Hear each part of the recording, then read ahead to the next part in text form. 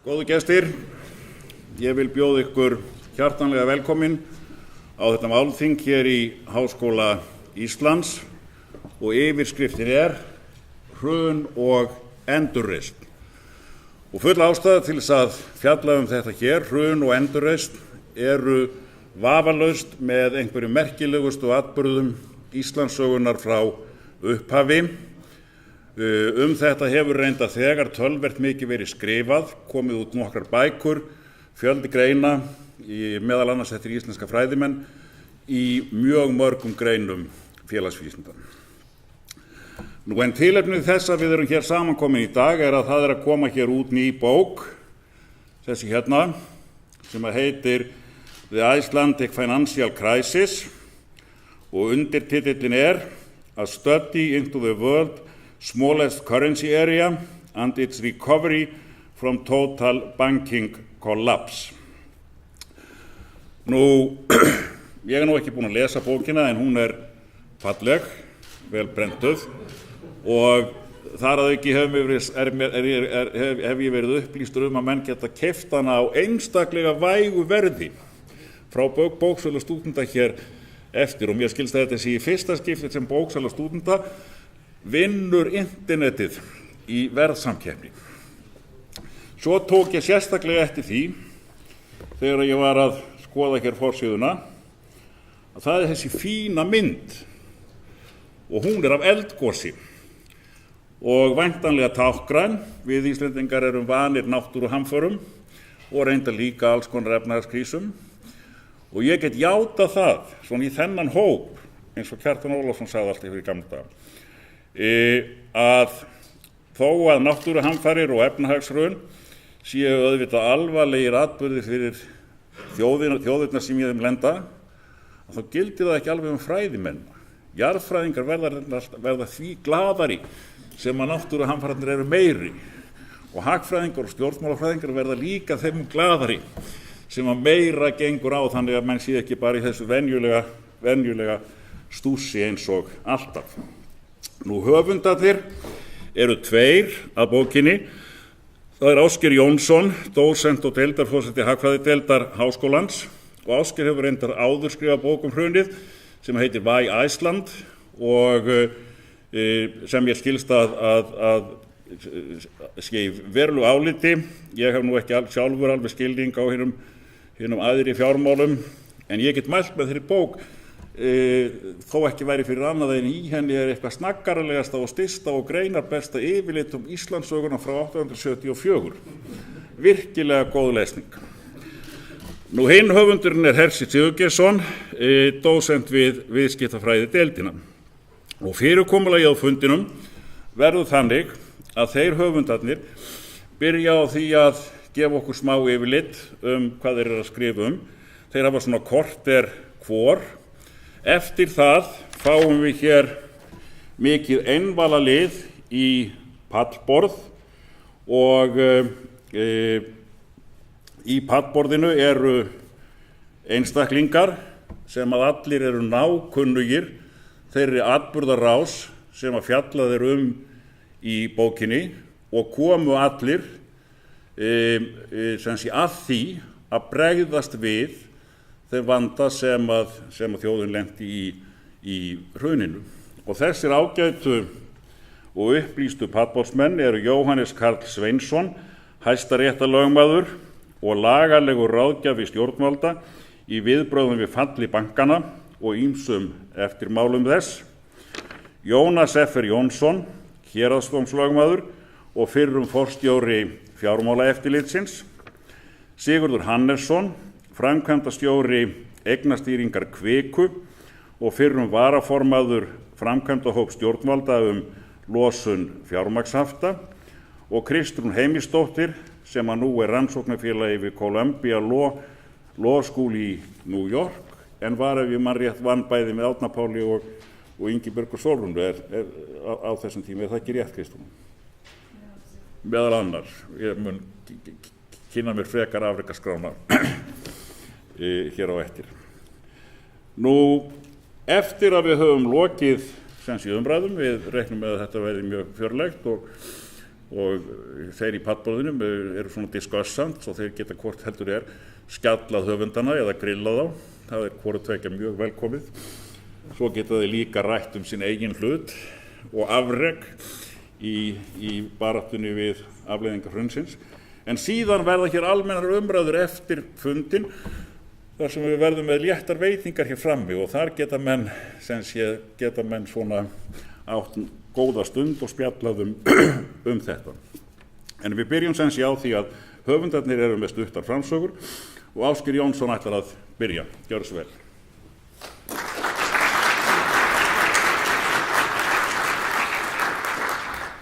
Já, þakka fyrir Ólafur. Þannig að vona ég hefnist að hvernig ég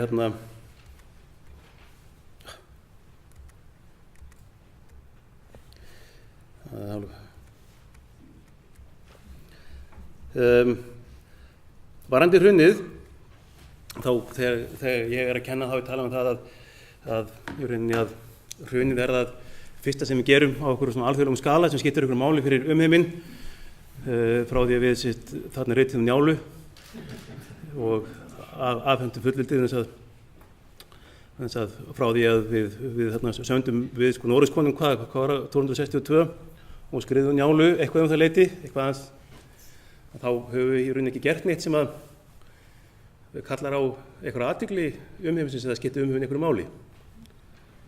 Svona, við erum bara til að fá með þjóð ekki fyrir að bankarnir falla sem að eitthvað gerist sem að hefur alþjóðlega þýðingu. Það má síðan alltaf fyrir sig hvort að þetta sé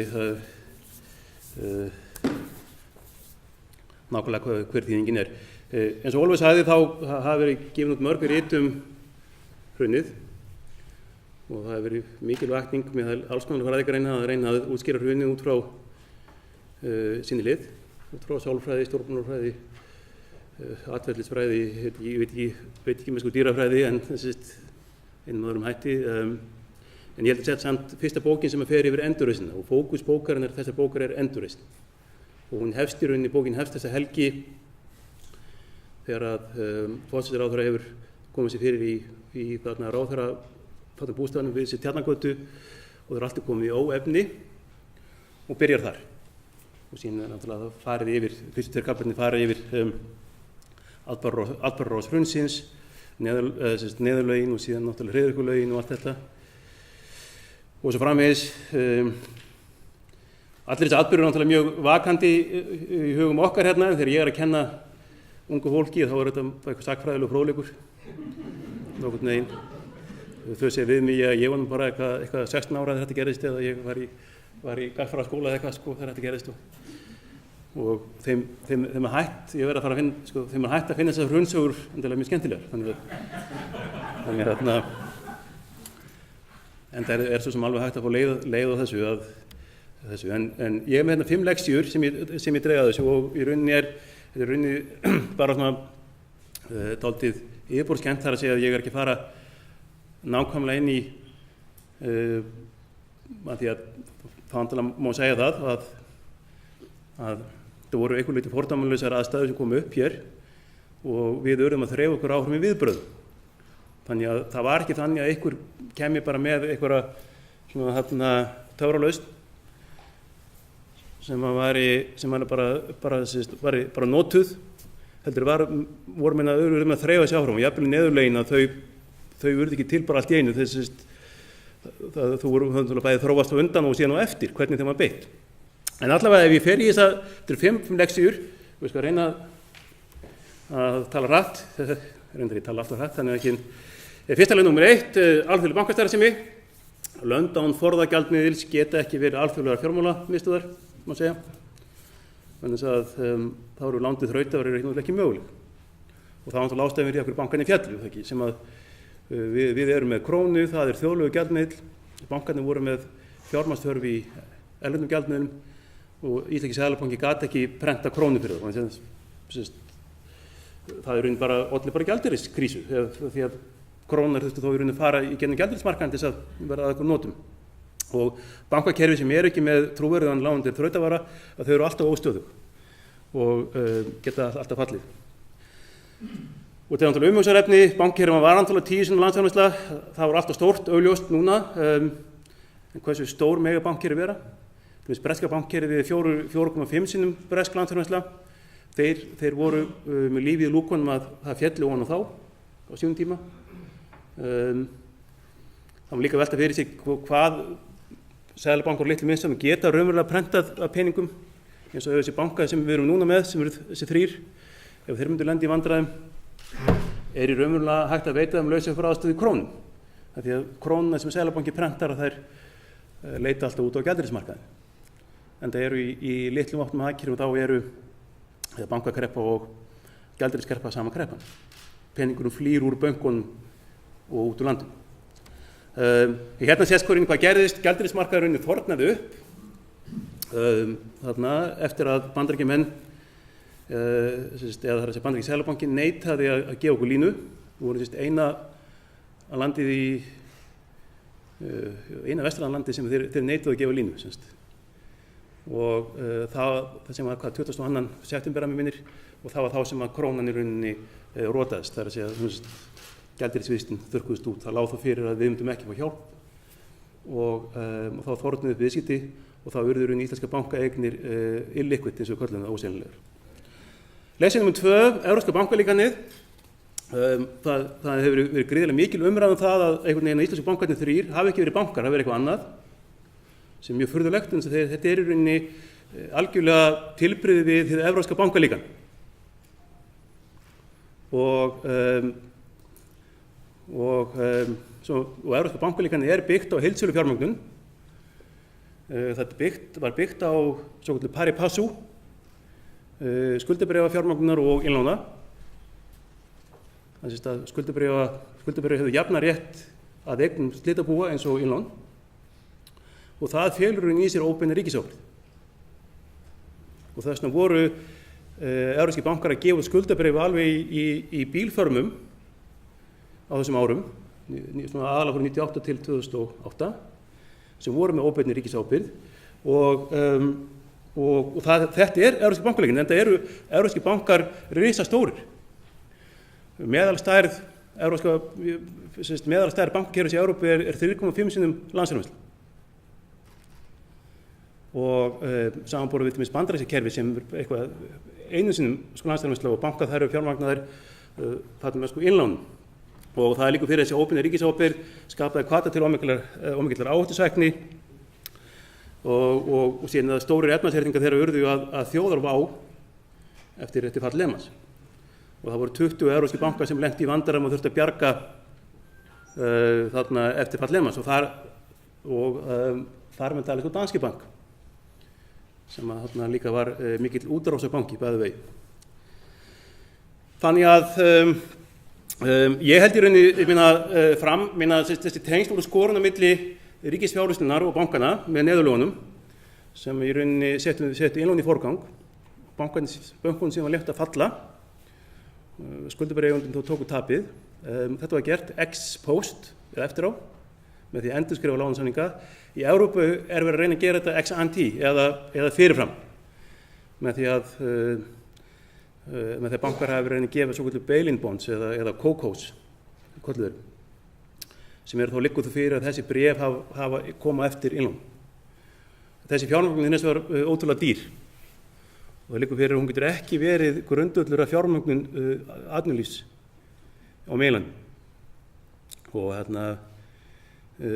þannig að eins og ég sé þá er einhver lítið fall íslensku bankana, einhver lítið fall evrópska bankalíkansins. Að þú getur verið með svona mikla heildsölu fjármögnun, gefið út skuldabréf með óbeinni ríkisábyrgð og síðan lánað atvinnulífinu í gegnum eitthvað svona tengsla bankastarfsemi svo framvegis. Og að því leyti, ég held að það sé mjög mikið mistök að líta á bankana sem einhver sérstöku íslensku afbrigði. Og að ég vann sjálfur, sem kannski sumir vita, ég vann fyrir einn af þessum bönkum og alltaf okkar markmið var alltaf að reyna að vera, við höfðum að reyna að vera eins og erlendi bankar. Og það voru mjög margir bankar sem voru með svipað líkan og við vorum með, hvað var funding og annað fleira. Og þannig að það sem gerist upphafið að þessu útrásinni var þegar við fengum þrefalda 2002, þá opnast allar flóðgáttir af peningum í landið. Það er allt þessum lánshæfisfyrirtækjum og þessum útlendingum að koma peninginn inn, koma einhverju vandræði með það. Og en þá í rauninni hefst þessi svokallaða fjármálabóla þegar við fórum þarna 3 daga. Og líka sem ég vel ekki athygli á, eins og varðandi Kaupþing, sem ég vann fyrir, að sko útrásin leit út fyrir að vera mjög góð hugmynd. Banki fékk verðlaun fyrir hverja erlenda yfirtöku. Hækkun á lánshæfi við að taka yfir sko Búnaðarbankann. Hækkun á lánshæfi við að taka yfir FIH, Danmörku. Hækkun á lánshæfi við að taka Singapore og Írlandir. Bankinn var kominn á lokum með 3 daga líka. Og þetta leit út bara eins og fyrir að vera mjög góð hugmynd. Bara ef þú stækkar, dreifur áhættu eins og það kallað, ferðir inn á fleiri markaði, það farið betra lánshæfi og betri fjármagn. Og þetta er sko, og líka annað sem alltaf haldið fram að þetta hefur verið eitthvað íslensk heimska og íslenska vitleysa, en þetta að miklu leyti í boði lánshæfisfyrirtækjanna að miklu leyti, menn þetta hvati sem að koma. Leksía nr. 3, heimagerðar lausnir. Bólur og krísur eitthvað leyti alþjóðlegar og sjálfsögur hver bóla eitthvað leyti, sko, allar bólur byrja með einhverjum góðum fréttum. Allar bólur byrja með einhverjum góðu. Þess vegna getum allar tækninýjungar og það kemur verið bóla úr því. Þegar járnbrautir voru fundnar upp, þá kom járnbrautabóla. Skipaskurðir fyrst, þá kom skipaskurðabóla. Þegar netið kom upp, þá kom netbóla. Þannig að allar bólur byrja alltaf á góðum fréttum og síðan missa menn aðeins tökin þegar á líður. Og sjálfur sér að þessi bóla á Íslandi ekkert mjög lík því sem að gerist í mörgum öðrum löndum. Bara kemur mikið erlendu fjármagn inn. Við fórum inn á Evrópska efnahagssvæði 94, þá strax byrja peningar að streyma inn í landið. Eftir 12-15 ára tímabil þar sem að streymir endalaust peningur inn, þá einhverju leyti var margt búið að breyta sér inni. Við höfum einhverju leyti mist jarðsambandið og þetta ekki, en þetta ekkert nýtt. Mörgunum lönd lentið með svipuð. Hins vegar eru lausnir heimagerðar og þessi erlenda ráðgjöf sem við fengum, bæði fyrir og eftir hrun, kom mjög að takmörkuðum notum og það var fullt af analistar sem gaf út komment á Ísland fyrir hrun. Og ég bara sagt eitthvað að ef við hefum farið eftir því, þá væri við vantarlega gjaldþrota í dag. Svo þau ráð snerust það að Íslenska ríkið átti að gefa út svakalega mikið skuldabréfum og lána bönkunum eða kaupa skuldabréf bankana. Það var það sem erlenda analistar voru að segja, sem hefði endað ekki vel. Og það kannski ekki fyrirnast í Íslandi mögulega mjög sérstakt eins og með aðgerðir við að endurskipuleggja skuldir heimila og fyrirtækja. Til dæmis í hugum okkur í Íslandi það skipti jafnræði svo miklu máli. Þú veist, það tók þessu langan tíma, það var að tryggja það að allir fengju eins, sömu meðferð hjá öllum bönkunum. Þetta áttu erlendu aðilarnir mjög erfitt með að skilja mjög lengi vel, bara sem dæmi. En það gæti aldrei orðið almennileg skulda leiðrétting eða endurskipulagning fyrir að það lægi fyrir allir fengju jafnt. Það er bara svo ríkt í okkur hér á Íslandi að það gerist, bara sem dæmi. Sko, ég ekki endur viss allar þessar lausnir, þess að farið mjög nákvæmlega yfir þetta í bókinni. Þessar lausnir sé endilega fyrir erlendar þjóðir geti tekið upp það sem við gerðum bara án að hugsa, en ég held að möguleiki mengið hafi víkkað mjög mikið út. Eins og ég nefndi áðan varðandi Evrópska bankalíkanið, neðurlögin, þar sem innlánsfengu forgang þótti vera hálfgert guðlast á sínum tíma, og nú er þetta rauninni komið inn í rauninni allar Evrópska bankareglur, að innlán hafi forgang. Og ég tek bara sem dæmi skiptingu bankana, hvað var gert hér, og þessi 3 ráð sem við fengum hérna, að fyrsta lagi að tillögur erlendra sérfræðinga. Það voru þeir sérfræðingar og JP Morgan, þeir stungu upp á því að bönkunum verið skipt upp en innlendar eignir eru eftir í gömlu bönkunum. Síðan bara að gefa út skuldabréf. Þetta var gert með Spron og heldur líka Straum. Heppnaðist enda ágætlega Strauminn alveg herfilega í Spron, bara sem dæmi. Ástæðan sem við getum kannski talað betur eftir. Að stofna AGS skipaði hér mann, Mats Jósefsson, mætur Svíi, sem vildi beita sömu ráðum og Svíar höfðu beitt í sinni krísu, sem var að stofna stóru ríkis eignarhaldsfélög til að taka yfir slæmar eignir. Hann fór í fússi á landinu vorið og síðan þá liggur fyrir að þú getur ekki beitt svona aðferðum nema þá að þú sért með tiltölulega afmarkaðan hluta af fjármálakerfinu og sért í rauninni bara með fasteignir sem þú ert að eiga við. Og síðan náttúrulega þessi good bank, bad bank sem náttúrulega gekk ekki feldur. Og þessi leið sem val var ekki gallalaus, þá má deilum ýmsa hluti í þessu ferli, en hún allavega reyndist okkur endan mjög, mjög vel. Og líka annað sem skiptir miklu máli og gleymist alltaf að hvað þetta eru skuldir íslenskra fyrirtækja, að það var farið í allt annað að díla við banka sem bankar hafa mjög lítið eigið, almennt séð. Þannig að þið geta í rauninni ekki afskrifa skuldir nema að mjög takmörkuðu leyti.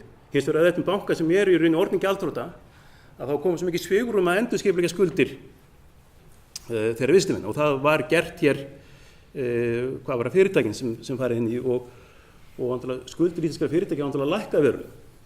Og það grunnurinn að því þessari velsæld sem við höfum séð síðustu 2-3 árun, við höfum séð laun hækka alveg gríðarlega og það verður ekki skilað verðbólgu vegna þess að mínu viti fyrirtækin eru miklu betur fjármögnuð og miklu minna skuldsett heldur en voru áður og geta borgað hærri laun. Ok, lektsjur í alþjóðafjármálum. Númer 4 og ég að því ég þetta er sem tengist höftunum að það liggur fyrir að fullveldi í peningamálum og það að við höfum okkur eigin mynt gerði okkur kleift að grípa til mjög mikið þessar sér íslensku aðferðir vorum miklu leyti byggður því að við vorum með höft og gátum lokað öllum útgönguleiðum út úr fjármálakerfinu. Ég meina höftin gerðu ríkissjóði kleift að fjármagna sig á mjög góðum kjörum þrátt fyrir lækkun á lánshæfi. Nýju bankarnir gátu fjármagna sig með innlánum, jafnvel þó að þeir væri með ömurleg eignagæði í byrjun. Og höftu líka bjögur til tvöfaldan gjaldeyrismarkað, eitt fyrir almenning, fyrirtæki, gátu þú haldið upp í utanríkisviðskiptum, ótrufluðum, tryggt efnahagslegan stöðugleika og þá samtímis opnaði annan markað fyrir vogunarsjóði og aðra erlenda fjármagnseigendur. Höftin sköpuðu líka samningsstöðu fyrir stjórnvöld í að leysa þann færsluvanda sem fylgdu útgreiðslum og slitabúum föllnu bankana. Sem við höfum þá fengu þá ákveðið vald til þess að setja okkar skilyrði, tryggja íslenska hagsmuni í samningum við þessi aðila. Og svo að sumu leyti getum við tekið höftin sem dæmi góða beitingu á sjálfstæðri peningastjórn.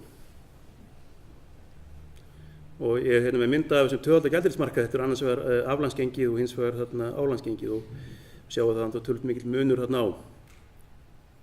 Þetta voru í 2 gjaldeyrismarkaðir,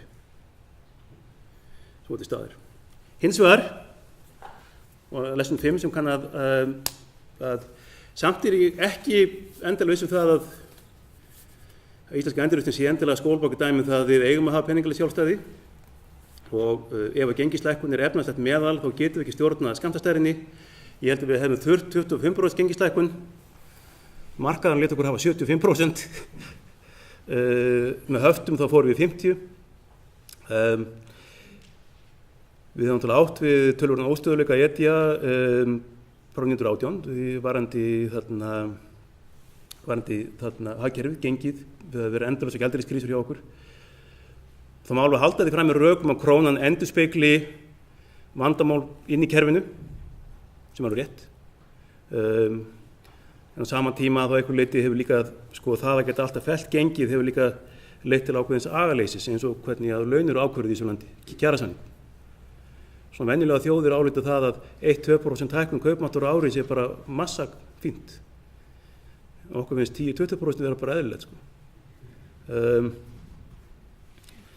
En þetta held ég að menn munu sjálf sér eitthvað litið deilum, þess að setja þetta bæði leksja með og móti. Og menn sem geta vegið hlutin og metið. Annað sem ég hef dálítið áhyggjur af það að beiting hafta er eitthvað litið mannréttindabrot. Og haftalögin sem voru eru ekki alveg í samræmi við það frelsi sem við viljum að þegnir í þessu landi búi við. og þetta rauninni gekk miklu betur að fylgja þessum haftalögum heldur en ég hafði heldur en maður hefur getað ímyndað sér. Og það er náttúrulega ansið að Ísland geti notið fullkomins ábata frjálsra utanríkisviðskipta sem sérstakt myntsvæði. En ég segi, þetta má deila því að það er bæði hægt að færa náttúrulega rök bæði með og móti. Og ég held að höftin muni hafa langvarandi áhrif. Ég held að þessi reynsla til þess fyrir marga íslenska fjárfesta að lenda í því að vera lokað hérna inn í kerfinu, komast ekki út, muni leiða til þess að þeir eru ekki treysta því þegar leita til lengri tíma. Núna við svo búið að afnema höftin og það er enginn að fara út og það er enginn áhugi endilega á því, meðalans vegna hárra vaxta, en þetta er eitthvað sem við þurfum að skoða á hverjum tíma alltaf. En eins og ég segi, þetta er aðeins bara stikla á stóru varðandi þessu hluti og bókin fer nákvæmlega yfir mörg af þeim málum sem maður var að vera að takast á við. Og núna er 8 ár liðin síðan hrunið var eða ekki. Og þetta sést að þegar rannsóknarskýrslan var skrifuð, hún skrifuð 2010, þegar það gríðar mikið svartnætti yfir þjóðinni. Það lítur út eins og við séum búin að klúra öllu, sko. Og 8 ára síðan getum við eitthvað lítið metið það að í rauninni það er að deilum einstaklega hluti, en yfir hefur endurreisn tekist mjög vel. Og því nú pallbóði, við erum með 4 fulltrúa sem komu að þessari endurreisn á mismunandi stigum, að þrátt fyrir allt hefur tekist tiltölulega vel til. Eins og við Hersir í síðustu kaflinu í bókinni fjallar beinan kostnað af hruninu og það kemur ljós að ríkissjóður hefur endurheimt beinan kostnað af hruninu að eiginlega öllu leyti og gott betur. Þannig að svo komið málið þá hleyp ég með meðhöfundum mínum að.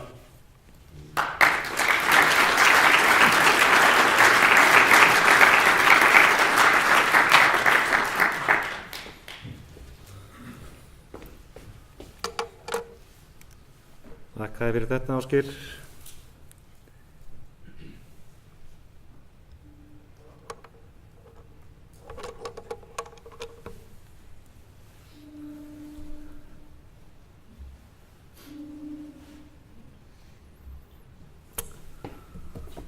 Velkomin öll. Takk fyrir mætinguna. Eins og Ásgeir sagði, bókin fjallar ansi víðfeðmt árin síðan 2008. Margar sögur í henni, þannig ég ætla bara að fjalla eina litla sögu í henni sem er aðkomu vogunarsjóða að þessu öllu. Þeirra þáttur hefur verið svolítið mikill og ég ætla svona að fara stikla á stóru í þeirri sögu. Áður en ég byrja þá ætla ég að nefna að það voru fjölmargir sem við notum aðstoða fjölmargina við kjarbókarinnar og langt að mála að þakka þeim öllum hérna, en ég vil nefna sérstaklega 2 sem lögðu mikið að mörkum, annars er Alexander Freyr Einarsson og hins vegar Daniel Kári Snorrason. Þeir luku báðir námi í hagfræði í fyrra og skrifuðu BS-ritgerðir undir okkar leiðsögn, annars vegar fjárfestingar vogunarsjóða og hins vegar stöðugleikaframlögin. Og mikið af því sem ég segi hérna er byggt á þeirra vinnu. Og þessi saga byrjar í nóvember 2008, mánuð eftir að bankarnir féllu. Þá var haldið uppboð á kröfum á þessa banka í London, skuldatrygginga uppboð svo kallað. Og þar fóru þessar kröfur á bilinu 1,25% til 6,6% af höfuðstól. Og þarna keyptu einhverjir, þarna byrjuðu vogunarsjóðir að kaupa kröfur á bankana og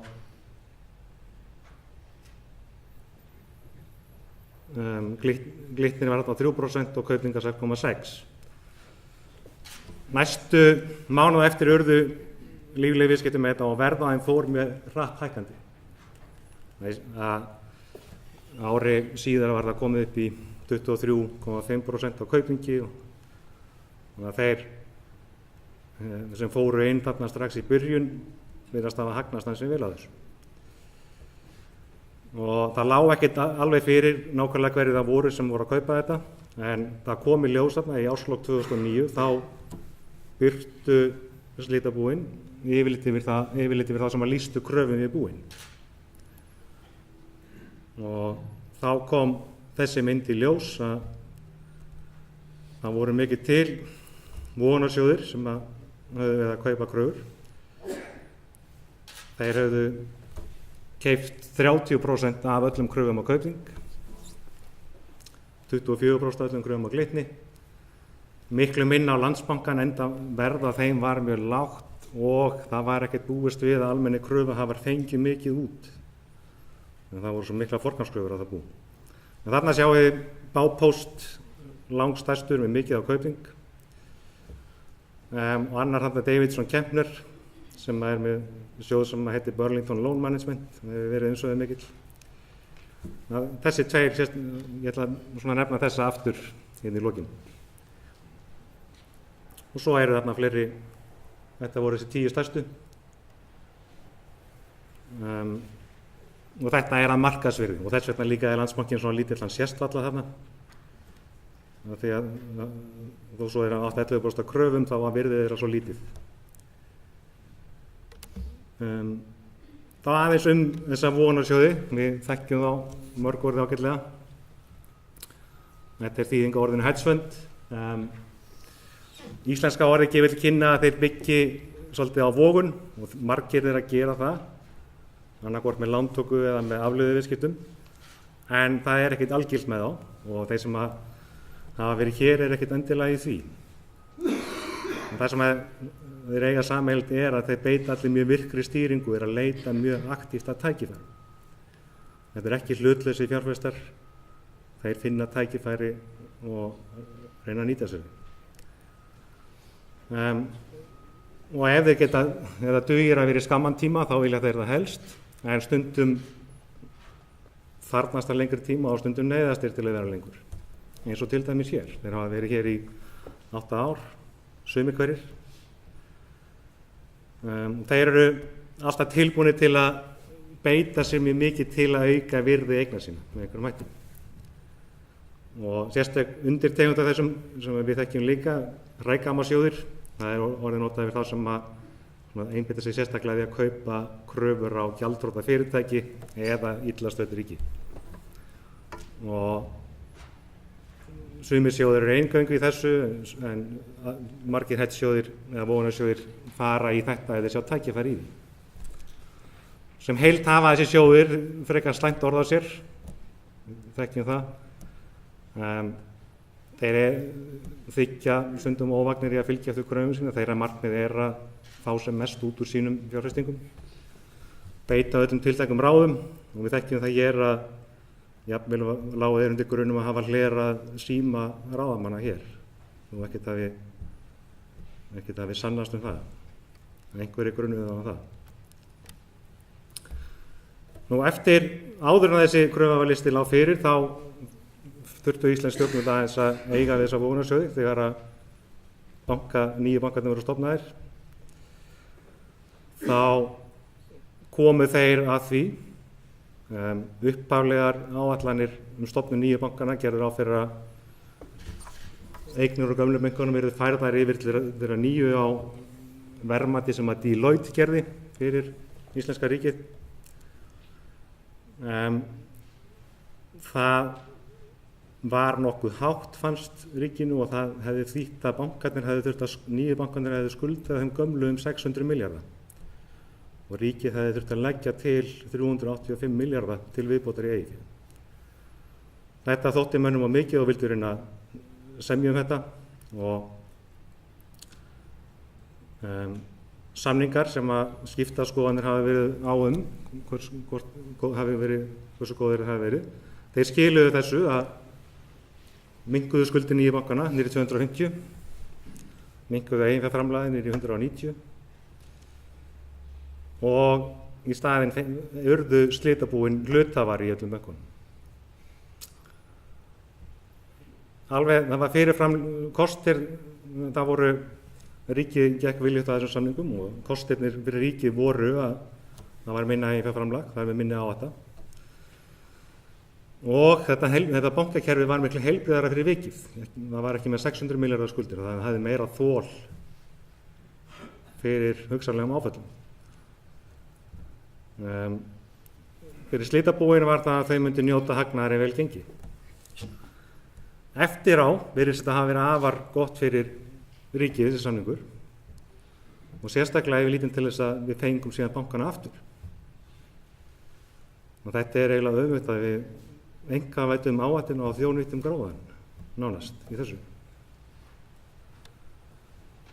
Eins og annað þetta var kannski ekki endilega hinn fullkomna lausn en þetta reyndist mörgu leyti mjög vel. Þannig að það tókst að ágætlega að takast á við þessa vogunarsjóð í þessari fyrstu tilraun. Nú svo heldur sagan áfram hérna. Við vorum komin hérna fram á sveitulita 2009. Eftir það gerist ekkert mikið með verðin á þessum gröfum. Þau standa nokkuð í stað. Fram á fyrirluta árs 2012. Og þá held ég að þá fóru flesti kröfuhafar að sjá fram á að þeir gætu hugsanlega farið að fá eitthvað út úr búunum. Það var að ljúka þessu með nauðasamningi. En þá voru stjórnvöld búin að átta sig á því að það væri ekki hægt að ljúka nauðasamningum. Það væri eins og mikið af íslenskum eignum inn í þessum búum. Það væri ekki hægt að ganga frá nauðasamningi og láta allar þessar innlendu eignir í hendur á erlendum aðilum. Þannig að slitabúin höfðu upphaflega undanþágu frá fjármagnshöftum en það í upphafi árs 2012 var sú undanþága afnumin. Og þá var ekki hægt að ljúka nauðasamningunni eða með samþykki yfirvalda. Og næstu ár gerðist þá mjög lítið með þessar kröfur. Landsbankinn fór að hækka í verði, þá kom í ljós að það gekk vel að innheimta að búa til virði úr eignum sem þar voru. Þannig að gengi á kröfum í Landsbankann fór stöðugt hækkandi, í gamla Landsbankann það er. En Glitnir og Kaupþing stóðu nokkuð í stað. Og það sem að gerðist þarna var kannski, það voru miklar umræður náttúrulega hvernig ætti að taka á þessu, hvaða tæki höfðu við. Og þetta var helsta vopni sem var rætt fyrir kosningar 2013. Og það ætti að beita haglabyssu. Við mitt ár 2014 fengum við aftur til yfir okkur Lee Buchheit og hann kom með aðeins aðra nálgun sem að svipaða nálgun en hann bætti við gulrótinni og haglabyssa var það priki. Og þetta var svo það sem var gert árið síðar, mitt ár 2015. Þá voru slitabúin settir þessir afar kostir, annars vegar var þeim boðin þessi gulrót, ljúka nauðasamningum sem uppfyllti samt tiltekin skilyrði stjórnvalda. Annars fengiði prikið sem væri 39% skattur af öllum eignum. Og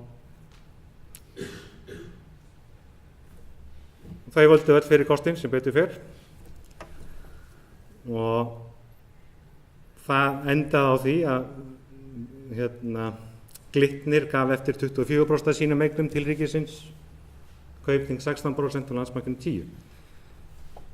Og þetta dugði til að leysa þann vanda sem að slitabúin hefðu ellegar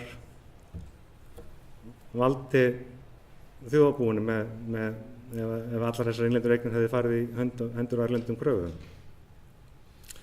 Þannig að líka hér tókst vel til að eiga við þessa vogunarsjóði, allræmdu.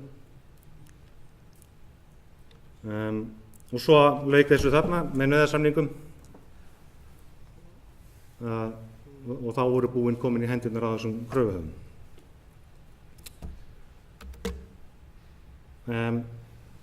Ég birti mynd á hann af kröfuhöfum við upphaf, slitameðferðar, svona leit út við nauðasamninga.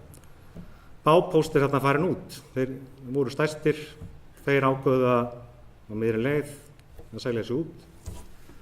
Davidson Kepner seldi hlut sinn í Kaupþingi, hann var ennþá inn í Glitni og þarna eru komni nýjir aðilar að. Til dæmis þarna Taconic og Oxif, þeir komu inn í Kaupþing og Glitni. Og það einmitt þeir sem eru, skilst mér núna í viðræðum kaup á hluti í Arion banka. Það voru mjög virk viðskipti með þessar kröfur milli vogunarsjóða og þarna við nauðasamninga voru þeir komni með 80% í Landsbanka, 50% í Kaupþingi að minnstakosti og 70% í Glitni. Og við höfum áhuga á því að svona greina einhver leiti hversu mikið græddu við nú á þessu.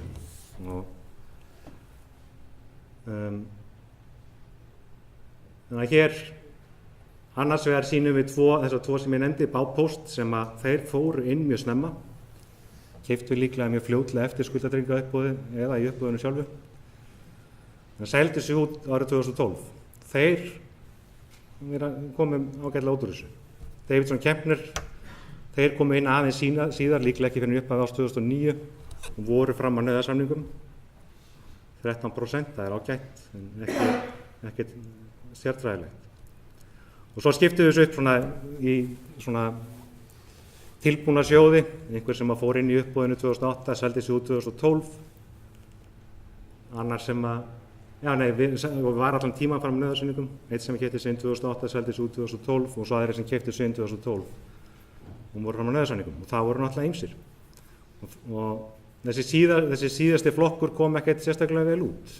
Og jafnvel ef þeir fóru bara inn í Kaupþing, þá hefðu þeir ekki mikið upp úr krafsinu. Landsbankinn svo eini sem hækkaði stöðugt og var hægt að hafa eitthvað upp úr allan tíman. Bara að lokum, þetta er ekkert fyrstu kynni okkar af vogunarsjóðum, þeir voru hérna fyrir hrun líka. Munurinn sá að þá voru þeir eiginlega mót okkur, þeir tóku stöðu gegn Íslandi, tóku stöðu gegn krónunni og hlutabréfamarkaði. Og hafðu því miður rétt fyrir sér þar. 2008 tóku þeir stöðu með Íslandi. Núna virðast einhverjir hafa áhuga á að kaupa hluti í bönkunum, einu banka. Hvað sem manni finnst það, hvort að það sé æskilegt eða ekki, þar á ljóst að þeir ætla ekki að vera hér til langframa, þeir ætla ekki að hafa huggulegt að reka íslenska banka til næstu áratuga. En alla gott að vita því að þeir eru á þeirri hlið frekar að fara að taka stöðu með bönkunum heldur en á móti. Það allavega jákvæð vísbending. Þá ætla ég að láta staðnum við í bili. Takk fyrir.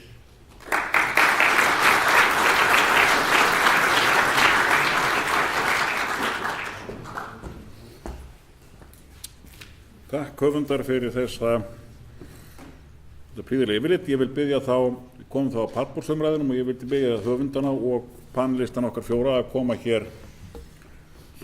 upp á sviðið.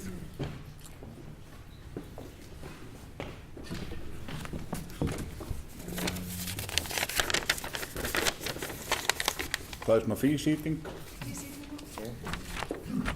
Allt svo frjálst hér í heiðinni.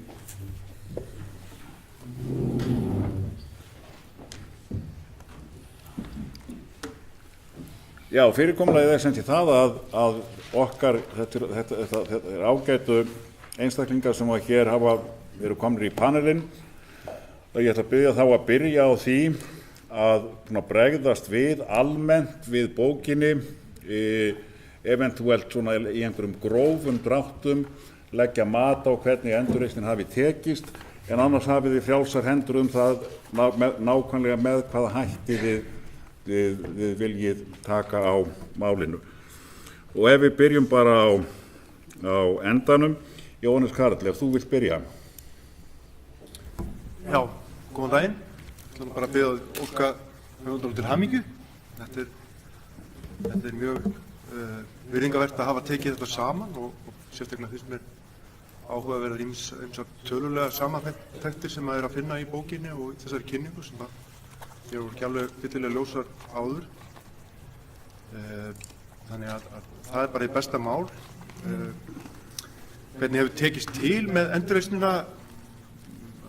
Þetta er spurning að hverju menn stemdu. Sumir hafa sagt að það hefur verið búið til allt og stórt bankakerfi. Aðrir vilja meina að það hefur verið of mikil undanlátssemi við þá sem áttu hagsmuna að gæta. En ég held að svona það sem að var í raun og veru efst í huga manna til að byrja með, allavega þegar þetta var nú alltaf að dynja yfir og það vissi ekki hvað var að gerast kannski frá degi til dags í höstu 2008, það var að kannski að reyna að koma í veg fyrir eina allsherjar katastrófu. Og ég held að flesti getur verið sammála að það hafi svona tekið sér stórum dráttum. Nú það var farin þessi leið að búa til þessa nýju banka, á grundvelli neyðarlagana fékk Fjármálaeftirlitið heimild til þess og þetta var ekkert rosalega flókið, það var eiginlega bara það gert sem hægt var að gera. Eignir bankana voru dreifðar út allan heim. Íslensk stjórnvöld höfðu einfaldlega ekkert forræði yfir eignunum þar sem þau voru í útlöndum, gátu ekki tekið þar yfir nýju bankana. Þannig eins og þið þekkið þá fóru innlendar innistæður, ekki erlendar innistæður yfir í nýju bankana og svo var reynt að finna eignir til þess að duga á móti því. Þannig að almenningur hefði trú á því að það gæti gengið að peningunum sem í bönkunum átti eðlileg viðskipti og allt það. Það í sjálfu sér tókst held ég vel í aðalatriðum. Mér langar kannski að nefna tvennt, því það verið að tala um það hvort að íslenska módelið væri gott til fyrirmyndar eða hvort það væri til útflutnings og svona ákveðnar efasemdir það og það má kannski að vissu leyti fallast á það, en það sem ég vil segja er að íslenska endurreisn hefur haft talsvert áhrif á hugmyndir manna hvað á að gera í kerfislegri bankakerfi. Og ef við bara horfum á það raun þá er það Alþjóðagjaldeyrissjóðurinn sem svona er allsherjar samræmingar aðili, svona kannski fyrir utan helstu stórþjóðir í þeim efnum. Og þeir hafa endurskoðað sína nálgun talsvert vegna íslenska bankahrunsins. Og það er meðal annars þessi hugmynd góðan banka, slæman banka, sem að þeir hafa löngum haldið á lofti, þar sem skilja erfiðar eignir eftir í gamla banka, flytja bara lán í skilum yfir í nýja banka og svo framvegis. Þeir eru farnir að svona gefa grennljós og það sé ekki endilega þannig, því að ef það er stórt bankahrun þá þurfa auðvitað allir sem skulda þjónustu líka og þeir þurfa bankaþjónustu fyrir sín lán og það er ekki gott að eiga þau viðskipti við þrotabú eða slæma banka. Það er miklu betra að það sé, sérstaklega í kerfislegri kreppu, að það sé í nýju banka. Gjaldeyrissjóðurinn hefur líka endurskoðað viðhorf sitt til gjaldeyrishafta sem var algjört eitur í þeirra beinum og í stofnsáttmála Alþjóðagjaldeyrissjóðsins er bara bann við því að vera með gjaldeyrishöft. En þeir hafa eftir á hyggja bent á það verðist mjög árangursríkt á Íslandi. Þannig að ég ætla ekki að tala hérna í allan dag en svona, þetta voru mínar fyrstu athugasemdir. Þakka þér kærlega, Jónas. Jónas F.R. Þú ert næstur. Já, ég ætla að byrja því að taka undir hamingjósku til bókaútgefanda. Ég finnst allan að það sem ég lesið af bókinni er að nokkuð gott yfirlit yfir svona það sem var að gerast og kannski þeir ná að setja fram hvernig ástandið var á þessum tíma, því það er afskaplega margir sem hafa komið að eftir og hafa gleymt því. Það var alþjóðleg fjármálakreppa, hún brann mjög illa í lok september, byrjun október og margir bankar voru við dauðastyr. Það er ágætis lýsing þegar bankastjóri Royal Bank of Scotland er að tala við Alistair Darling og segir við höfum 2-3 klukkustundir, við eigum það eftir, bara annars förum við. Þetta var ástandið og við vorum að upplifa það að bankar voru að gefa böndina eða þá að ríki voru að koma inn með alveg ótrúlegu fjármagni og ef menn hafa skoðað upplýsingar það bara til dæmis Evrópusambandið lagði í ríkistyrki, þá eru það samþykktir ríkistyrkjar Evrópusambandsins til fjármálakerfa 2008-2014 eru 4.900 milljónir evra og það er 35% af landsframleiðslu Evrópusambandsins á þessum tíma. Þetta er alveg gríðarlega fjárhæðir, ekki allt var notað af því að þetta mikið af þessu voru ábyrgðir, en þetta var gert til þess að halda bönkum á lífi og til þess að í raun og veru efla traust á kerfinu. Viðbótar hefur Evrópski seðlabanki síðan verið að veita lausafjárhagsstoð fyrir verulega fjárhæðir. En þetta var ástandið, það þurfti að bregðast við og með neyðarlögunum var þess að ná tökum á ástandinu eins og mér finnst ágætlega lýst. Menn náðu að taka stjórn á bönkunum sem voru við það að falla. Fjármálaeftirlitið fékk þarna alveg geysilegar heimildir til að gera sem annars hvað sem er, reka stjórn, taka yfir hluthafafund, skipa menn inn, taka eignir, færa þær, búa til nýja banka og þetta var gert og ekki bara kannski þetta sem var í lögunum, það var náttúrulega forgangsréttur og innstæðum sem auðvitað ákveðnu leyti var að útluta tapi með því, svo kemur fram í bókinni.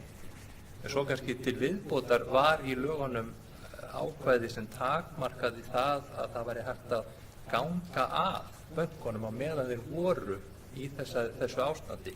Þannig að það var búið til vernd gagnvart skuldheimtumönnum þeirra. Þannig að þeir komu sér ákveðið skjól. Síðan þurfti að halda áfram að útfæra þetta skjól. Næsta stig var í nóvember, svo á endanum var gengið frá svona löggjöf í apríl sem var verið að semja þarna byrjun janúar, ef maður rétt. Þannig að þannig var þessu mótað skjól, þannig var náð tökum á ástandinu. Og þá var komið að því að þurfa ákveða aðferðið að skipta eins og Jóhannes var að lýsa, og Jóhannes þekkir auðvitað vel því hann var þarna eins og grárköttur með mér og fleirum öllum stundum og mjög margir sem lögðu sitt að mörgum. En eins og að segja, þetta var kannski ekki flókið en við þurftum að byggja því að hafa skýr markmið hvað ætluðum að gera og við ætluðum að sjá til þess að það væri starfhæft bankakerfi. Það var kannski það sem tókst, það var bankakerfið fór ekki á hausinn, það var bankar fór á hausinn. Þannig að við vildum hafa starfhæft bankakerfi og við þurftum að hafa bara út frá lögfræðinni, þannig að það geti staðist, það þurfti að vera málefnaleg sjónarmið á bakvið þetta. Við þurftum að byggja á hlutlægum viðmiðum og síðan þurftum við þetta líka að geta stjórnað þessu, haft stjórnað þessu, vera innan valdheimildina sem var í raun og veru það sem við réðum sem var á Íslandi. Það gleymist líka að það var búið að taka yfir dótturfélag. Það voru komnir inn skiptaraðendur hjá dótturfélagum í Bretlandi, í útibúi í Hollandi og víðar. Þannig að við vissum ekkert hvaða kontról við hefðum á eignum erlendis. Þannig að þegar þetta spilaði saman, þá eiginlega var eina lausnin búa til starfhæft bankakerfi með því að láta bankana hafa það sem þetta grunnþjónustan, það er að segja, lán heimila og fyrirtækja, þau væru í starfandi bönkum, ekki í þrotabúum, og á móti þá væri í raun og veru mesta tenging almennings og fyrirtækja við bankana innlánin sem færu líka. Þannig væri raun og veru bankarnir líka fjármagnaðir, þannig væri sem sagt búið til starfhæft íslenskt bankakerfi. Og síðan þurftu auðvitað með eignarnar og það er auðvitað að sagja sem líka farið í að það gaf okkur svigrúm til þess að taka á kannski hinu svona vandinn sem var auðvitað mikil ofskuldsetning í kerfinu. En ég ætla að segja eins og Jóhannes, það er ekki hægt að tala hérna í allan dag en þegar þú varst komin á þennan hlut þá átti síðan eftir að fara í það að láta þessa nýju banka starfa. En það er svo önnur saga. Ég ætla bara að stoppa hér en ég finnst þessu ágætlega lýst. Takk að þér Jónas, þú munt fá tækifæri til að segja meira hér á eftir. Nóttin er ung eins og sagt er. Kristrún. Já, takk fyrir. Takk fyrir að gaman að fá að vera hérna í dag. Ég er búin að lesa þessa bók alla vandlega og setja mikið af miðum inn í hana til að muna hvað ég ætla að lesa ennþá betur. Þetta er bók mjög gott framlag til okkar samfélags og ég myndi til að útskýra það með þeim orðum að segja að þetta er heildstæð lýsing á þeim áskorunum sem að íslensk stjórnvöld stóðu frammi fyrir og gildir það einu í hvaða flokki fólk var sem að þar kom að. Fjármálakreppur er í raun og veru fyrirbæri sem að er vel þekkt og rannsakað í mörgum löndum. En það sem gerðist mjög snemma á Íslandi var það að það var ofan á svo hugmynd að það sem hefði komið fyrir á Íslandi var einhvern veginn algjörlega sérstakt og ólíkt öllu öðru. Og það hefur held ég gert okkur erfiðara fyrir að skilja til fulls þessa atburðarás. Og mér finnst framlag þessara bók að vera að setja fram, að gera grein fyrir öllum þessum helstu hjöllum sem að íslensk stjórnvöld og íslensk samfélag þurfti að komast yfir frá raunverulega má segja að tímabilið skiptist í árin frá 2008 til 2011. 2011 þá lýkur almenni gjaldeyrisvarsáætluninni og það er engin vafi, ég tók þátt í því bæði að skipuleggja blaðamannafundinn þar sem Ísland lýsti því að væri að fara til alþjóðagjaldeyrissjóðsins og blaðamannafundinn þegar við vorum útskrifuð og ráðstefnun í Hörpu þar sem að sjóðurinn raunverulega kynnti Ísland sem hinn mikla sigurvegara kreppunnar. Það er svo ótrúlegt. Og Ísland var náttúrulega kjöldregið, algjörlega alþjóðlega, fyrst fyrir neyðarlögin. Ég satt líka marga fundi þar sem að erlendi stjórnmálamenn lýstu fyrirlitningu á neyðarlögum, beinlínis og notuðu mjög sterk orð. En sjóðurinn endaði með því að styðja neyðarlögin og við þekkjum það að vegur þeirra hefur vaxið sífellt síðan. Það er alþjóðagjaldeyrissjóðurinn. Og raun og veru studdi allar okkar óvenjulegu stefnumarkandi leiðir sem farnar voru, til dæmis höftin eins og Jóhannes Karl var að lýsa. Höftin voru náttúrulega sett beinlínis að tillögu sjóðsins hér í nóvember 2008. En sem sagt, þetta voru 2 tímabil, þetta er 2008 til 2011 sem er tímabil þar sem að eldar loga í Reykjavík raun og veru og stjórnvöld starfa undir ólýsanlegu álagi sem ég finnst mjög vel og lýst og á sanngjarnan hátt í þessari bók. Og síðan er raunverulega alltaf eftir hinn helmingurinn af kreppunni sem er gjaldeyriskreppa, þetta var tvíburakreppa svokölluð, líka mjög þekkt fyrirbæri í þessum fræðum.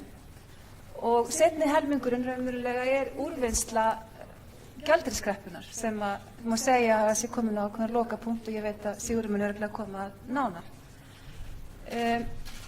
Það er ótal margt, það er svo margir einstakir þættir sem ég myndi vilja, og væri hægt að halda mörg málþing svo margt sem kemur fram í bókina því það er margt nýtt líka sem ekki hefur komið fram áður. Mér langar aðeins kannski bara að velja það að bregðast svolítið við því sem að Ásgeir nefndi sem lærdóma af íslenska dæminu og aðeins að leggja inn í það nokkra þanga. Í fyrsta lagi þetta með heimagerðar lausnir.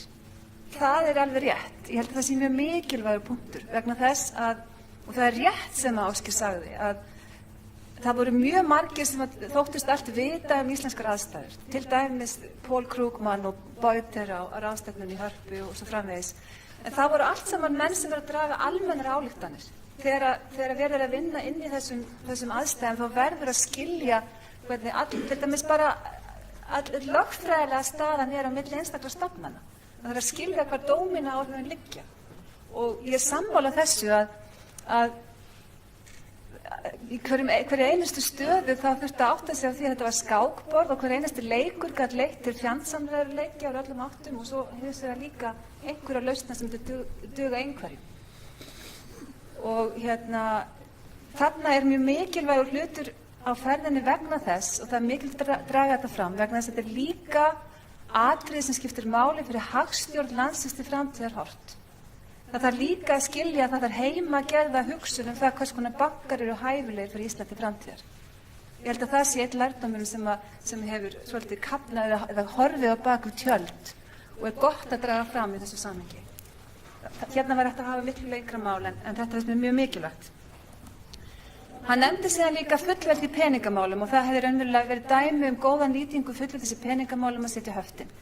En fullveldisrétturinn nýttist Íslendingum miklu víðar. Hann var það sem skipti okkur mestu máli raunverulega í allu þessu ferli. Setning neyðarlaganna er ekkert annað en beiting fullveldisréttar alþjóðlega.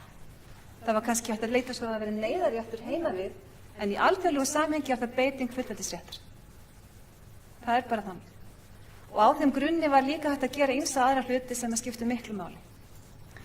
Þetta var rauninni forsenda þess að hægt var að hreinsa efnahagsreikninga hér í íslensku hagkerfi á þann hátt að okkar kreppa var miklu skemmri heldur en evrópska bankakreppa sem enn stendur enn með eitruðum efnahagsreikningum og svo framvegis. Mér langar til þess að nefna einn hluti viðbót í þessari umferð, þannig að hann skiptir miklu máli og það varðar stöðu Íslands í heiminum. Það er ein heimild sem að þið hafið ekki í sambandi við það af hverju bandaríski Feddinn, bandaríski Seðlabankinn hafnaði því að láta Ísland frá lánalínu. Það er fundargerð sem er búið að gera opinbera sem er frá 28. og 29. október 2008. Það er fundur í nefnd sem heitir Federal Open Market Committee, skammstafað FOMC. Og þarna voru allir, sem sagt, Bernanke og Geithner og allir og það er yfirmaður, það var semst löng umræða þarna þessar swap-línur, þessar línur sem var verið að veita veröld víða til þess að tryggja bankakerfinu sessi og Bandaríkjamenn létu auðvitað svo á eins og þeir alltaf gera að þeir stjórnuðu hinu alþjóðlega peningakerfi og það væri þeirra ábyrgð að halda hlutunum gangandi en þeir vildu ekki halda Íslandi gangandi. Það létu þeir ekki á sína ábyrgð.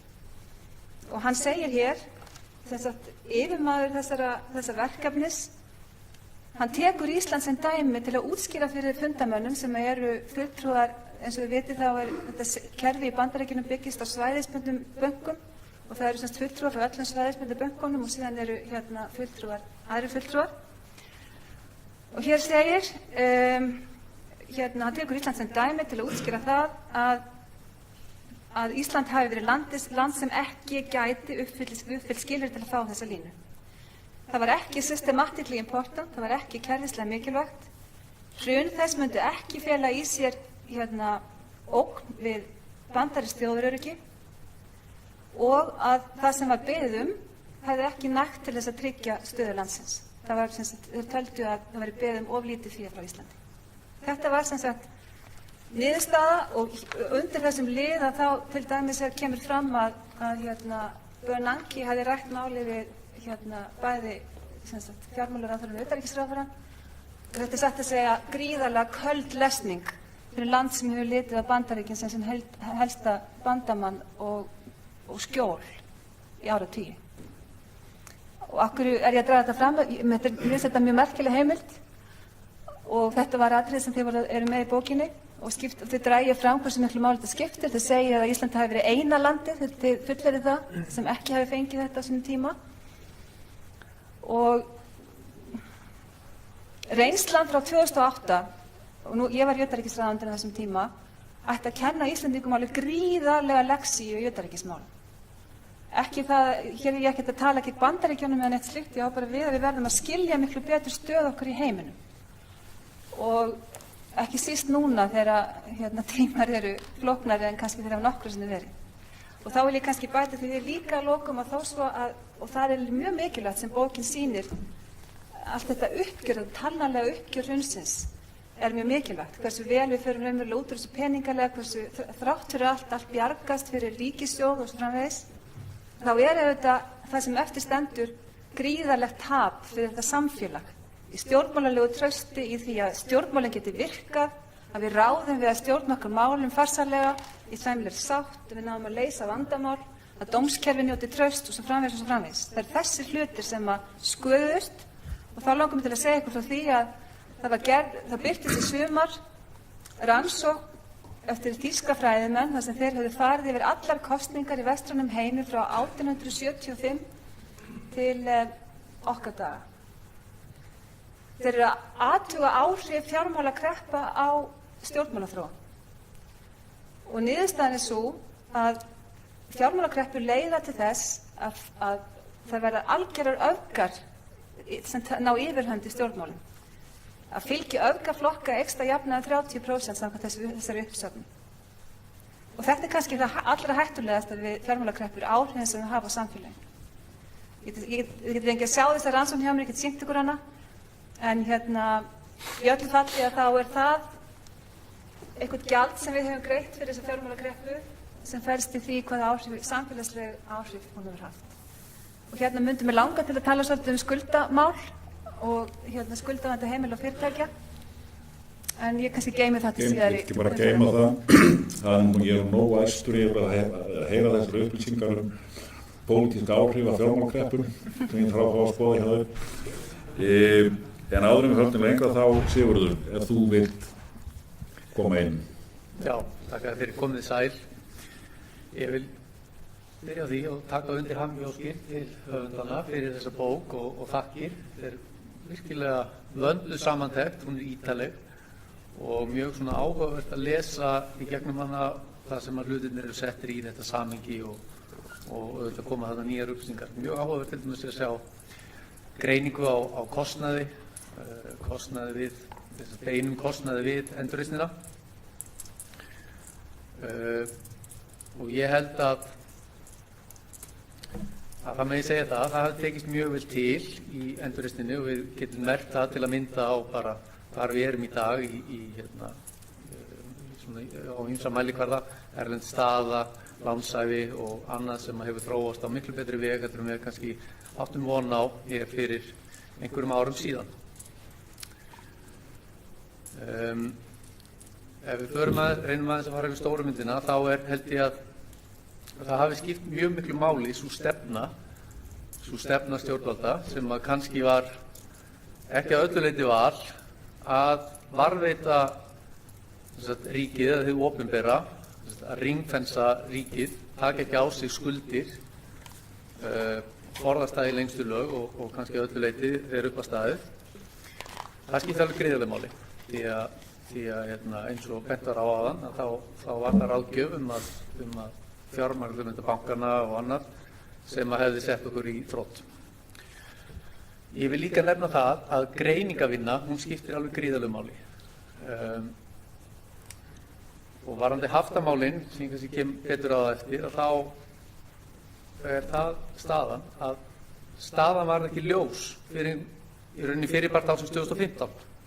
Það var ekki fyrirpart ásins 2015 sem að menn gerði sér fyllilega grein fyrir því hvernig staðan væri, í hverju vandinn væri fólginn, hver vandinn væri og annað þvíumlíkt. Þannig að á slíkri greiningavinnu verður auðvitað byggja við ákvarðanatöku. Nú, pólitískt eignarhald, það er algjör forsenda þess að ná árangri. Stjórnmálamenn, þeir verða að varða leiðina og í rauninni veita svona pólitíska leiðsögn því annars í rauninni það er eitthvað sem sérfræðingar geta ekki gert. Mér langar líka að tala um þátttöku heimamanna. Nú, það er eitthvað þannig að hvert tilvik er einstakt. Það sem gerist hér er einstakt og ekki eins og neins staðar annars staðar í heiminum. Sértæk vandamál, fordæmalaus vandi, hann kallar auðvitað á nýjar lausnir. Þátttaka heimamanna er mjög mikilvæg til að vinna að því og að móta niðurstöðuna og ég vil líka draga það fram að hagsmunir eru ólíkir. Hagsmunir erlendra ráðgjafa til að mynda eru þeir að varðveita sitt mannorð sem sérfræðinga. Þannig að þeir fara á eitt stað, horfa á vanda, koma með lausnir sem að falla inn í kannski einhvern ramma og svo fara þær á næsta stað og beita kannski sömu aðferðafræði. Þannig að það er ekkert endilega verið að finna upp hjólið. Heimamenn sem koma að málunum, þeir auðvitað ætla sér að búa hér til lengri tíma litið, þannig að þeirra hagsmunir snúast að kannski meira að lífskjörum og slíku, þannig að ég held svona heilt yfir að þá hafa kannski verið miklu meira undir hjá heimamönnum sem tóku þátt heldur en erlendur ráðgjöfum. Og svona ólíkir hagsmunir eins og ég var að reyna að draga fram. Mér langar líka að segja það að það sem við getum kallað kerfið, stofnanirnar og það allt saman, að það er mjög mikilvægur hlutverki í þessu öll saman og er mjög skilvirkt á vissum sviðum, en í sumum tilvikum er heppilegt og kannski nauðsynlegt að fá utanaðkomandi ráðgjöf. Og ég held að það hafi tekist ágætlega að finna svona jafnvægi þar á milli. Nú varðandi haftalosunina, við fer kannski sérstaklega við það, eins og ég sagði áðan, myndin var ekki skýr fyrir í byrjun árs 2015. Þar á meðal vandinn, svo staðreynd að þetta væri færsluvandi, það lá ekki fyrir til að mynda 2009 eða 10. Af hverju segi ég það? Vegna þess að í umræðu allt til ársins 2015 að þá snerist hún að einhverju leyti um það að þetta snerist um það að viðhalda stöðugleika á gengi krónunnar, þannig að ef það væri hægt að finna það með einhverjum öðrum ráðum að þá væri það viðunandi lausnir. En það er hins vegar ólíkt í rauninni því að leysa færsluvandann. Stærðargráðan var heldur ekki ljós fyrir 2015. Varðandi greiningavinnu að þá er dæmið sem það er nefnt í bókinni og Ásgeir kom inn á í sínu máli, breytingar á lögum 2012 varðandi slitabúin þegar þau voru felld undir höftin. Það til dæmis byggir á mjög ítarlegri greiningavinnu sem var unnin innan Seðlabankans veturinn 2011 til 2012 ef við skildum það rétt. Nú aftur í framhald af þessu, þáttaka heimamanna og annað því líkt, að þá vil ég kannski nefna eitt sérstaklega. Ég held að áhugamenn málið hafi farið að skoða þetta kerfið og ráðgjafar stjórnvöld og því líkt, og þetta koma málunum strax bara á þessu stigum og kannski nokkrum árum fyrir hrun auðvitað. En áhugamenn fóru að setja sig inn í málin 2009 og unnu greiningavinnu kannski nokkur ára skeið og reyndu að hafa áhrif á þróun mála. það til dæmis hafði áhrif á fyrirhugaða nauðasamninga sem að Glitnir og Kaupþing höfðu lagt fram árið 2012. Þeim samningum var að minnsta kosti komið í uppnám. Ég held að hundruði manna hafi komið, áhugamanna hafi unnið slíkt starf og ég sé til dæmis mörg andlit hér inni í þessum sal í dag. Þetta skipti allt máli og aðhald fjölmiðla þetta líka. Ég held að það hafi kannski haft meiri áhrif út af því á erlenda kröfuhafa heldur og kannski einhver leyti inn á því.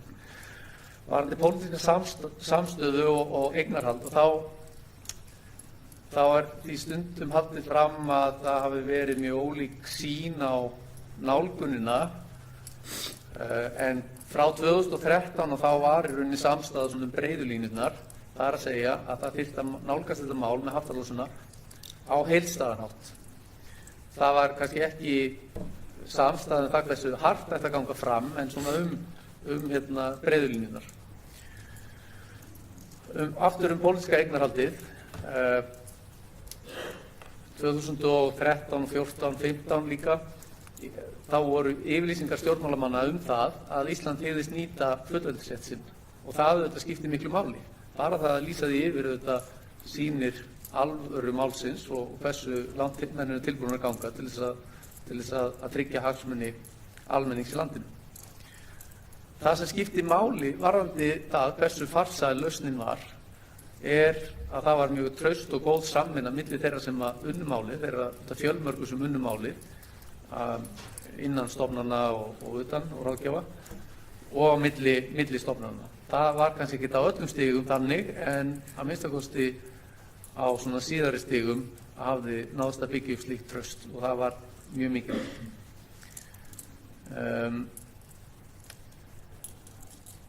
Já, þannig að þetta nú kannski svona haftamálin. Ég held að það sé líka rétt að taka það fram að við fylgdum alþjóðlegum skuldbindningum. Við höfum margar slíkar skuldbindningar og fylgdum þeim og það setti okkur skorður en þar innan þetta talsvert svigrúm til þess að finna lausnir sem að hendu okkur og við gátum sem betur fer nýtt okkur það.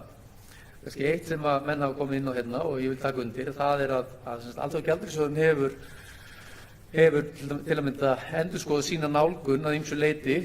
Til að mynda voru höft útilokuðu þeirra huga en árið 2012 kom út grein útgefin á Alþjóðagjaldeyrissjóðnum skrifuð af starfsmönnum þar höft svona á almennum nótum.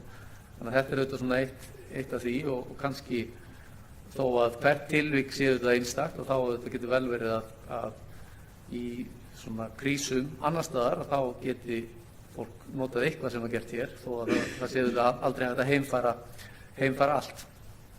Og sama má segja kannski höftin að þau eru auðvitað aldrei, þau eru auðvitað skaðleg en fyrst við þurftum að setja það á að þá verður að segjast að framkvæmd þeirra tókst ákaflega vel. Og það hefur til dæmis Alþjóðagjaldeyrissjóðurinn staðfest vegna þess að hættan er alltaf svo að það sé leki og þau virki ekki almennilega eins og til er ætlast. En það tókst mjög vel. Þakka þér og þakka ykkur öllum. Ég sé að við höfum smala hér saman ákaflega öflug í þjóðmenningarklíku, sennilega farsætli heldur en þeirri gömlu. Nú ætla ég að bjóða höfundunum að bregðast við en kannski þegar þau eru búin myndi ég kannski biðja ykkur fjórmenningar að velta fyrir ykkur meðan þeir eru að tala hvort að þið séu með eina eða tvær konkrétt spurningar til þeirra. Ef ekki þá er það í fínu lagi og þá höldum við bara áfram með okkar samræðu. Veltið þið fyrir ykkur hvort það sé eitthvað sérstakt sem þið viljið spurja um. Ásgeir. Ég bara þakka hólið. Þetta er sjálfsögur ekki, smókurinn er ekki endanlegt það sem er skrifað endurreisnina og þannig að við að miklu leyti er áherslu bókurinnar á fjármálakerfið leyti á handls- og gjaldeyrismarkaðinn mjög fleiri vinklar sem eru á þessu leiðir við því að skulum hafa semin sem að Kristján nefndi því að það er fram hjá okkur. Ég held að þetta sé svona analýsera með svipuðum hætti þarna í aflöfu við fengum ekki lán. Þetta og það er algjörlega Ég hefði ekki alveg fyrir að þegar þessi neitun frá Bandaríska Seðlabanka lá fyrir þegar Tékkland tók á línu, að það var það sem hefði rauninni sló út gjaldeyrismarkaðinn og rauninni kom þegar síðan þessu áhlaup og stað á landið. Ég vil ekki segja endilega það að þessi línur hefði bjargað okkur eða eitthvað slíkt sko, en það er alltaf það sem kom þessum máli á stað. Ísland var náttúrulega kerfislega mikilvægt, þetta er svona sérst með bankar sem voru þarna big to safe og land sem var too small to safe, má segja, það er tildulega slæmt land. Þannig að einhver hefur túlkað þannig að bankarnir hefði gert mistök með því að hafa ekki stækkað enn það, þess að það hefði verið kerfislega mikilvægt, það hefði fengið aðstoð. Það væri einn af eigendum bankana. Hann segir frá því sjálfur í bók sem hann gaf út, Björgólfur Thor sem hann náði því að verða hann tók það stórt lán Deutsche Bank til þess að fjármagna yfirtöku akta þess að eins og hann segir sjálfur að Deutsche hefði ekki getið látið hann falla eða ekki getið gert hann upp. Það hefði gert það stóru hólu í eigið féð En allavega það að ég held að þú ég sem hagfræðingur mjög ákveð þessum breytingunum að tala um stöðu landsins alþjóðlega. Ég held að hún hafi orðið fyrir mjög mjög breytingum og við breytum fullveldisréttinum með margvíslegum hætti sem við tala um. En þetta sem er mikilvægt, ég held að þau gerð mjög mikið mistökin í byrjun að hafa ekki stofnað þjóðstjórn til þess að takast á við þessu mann.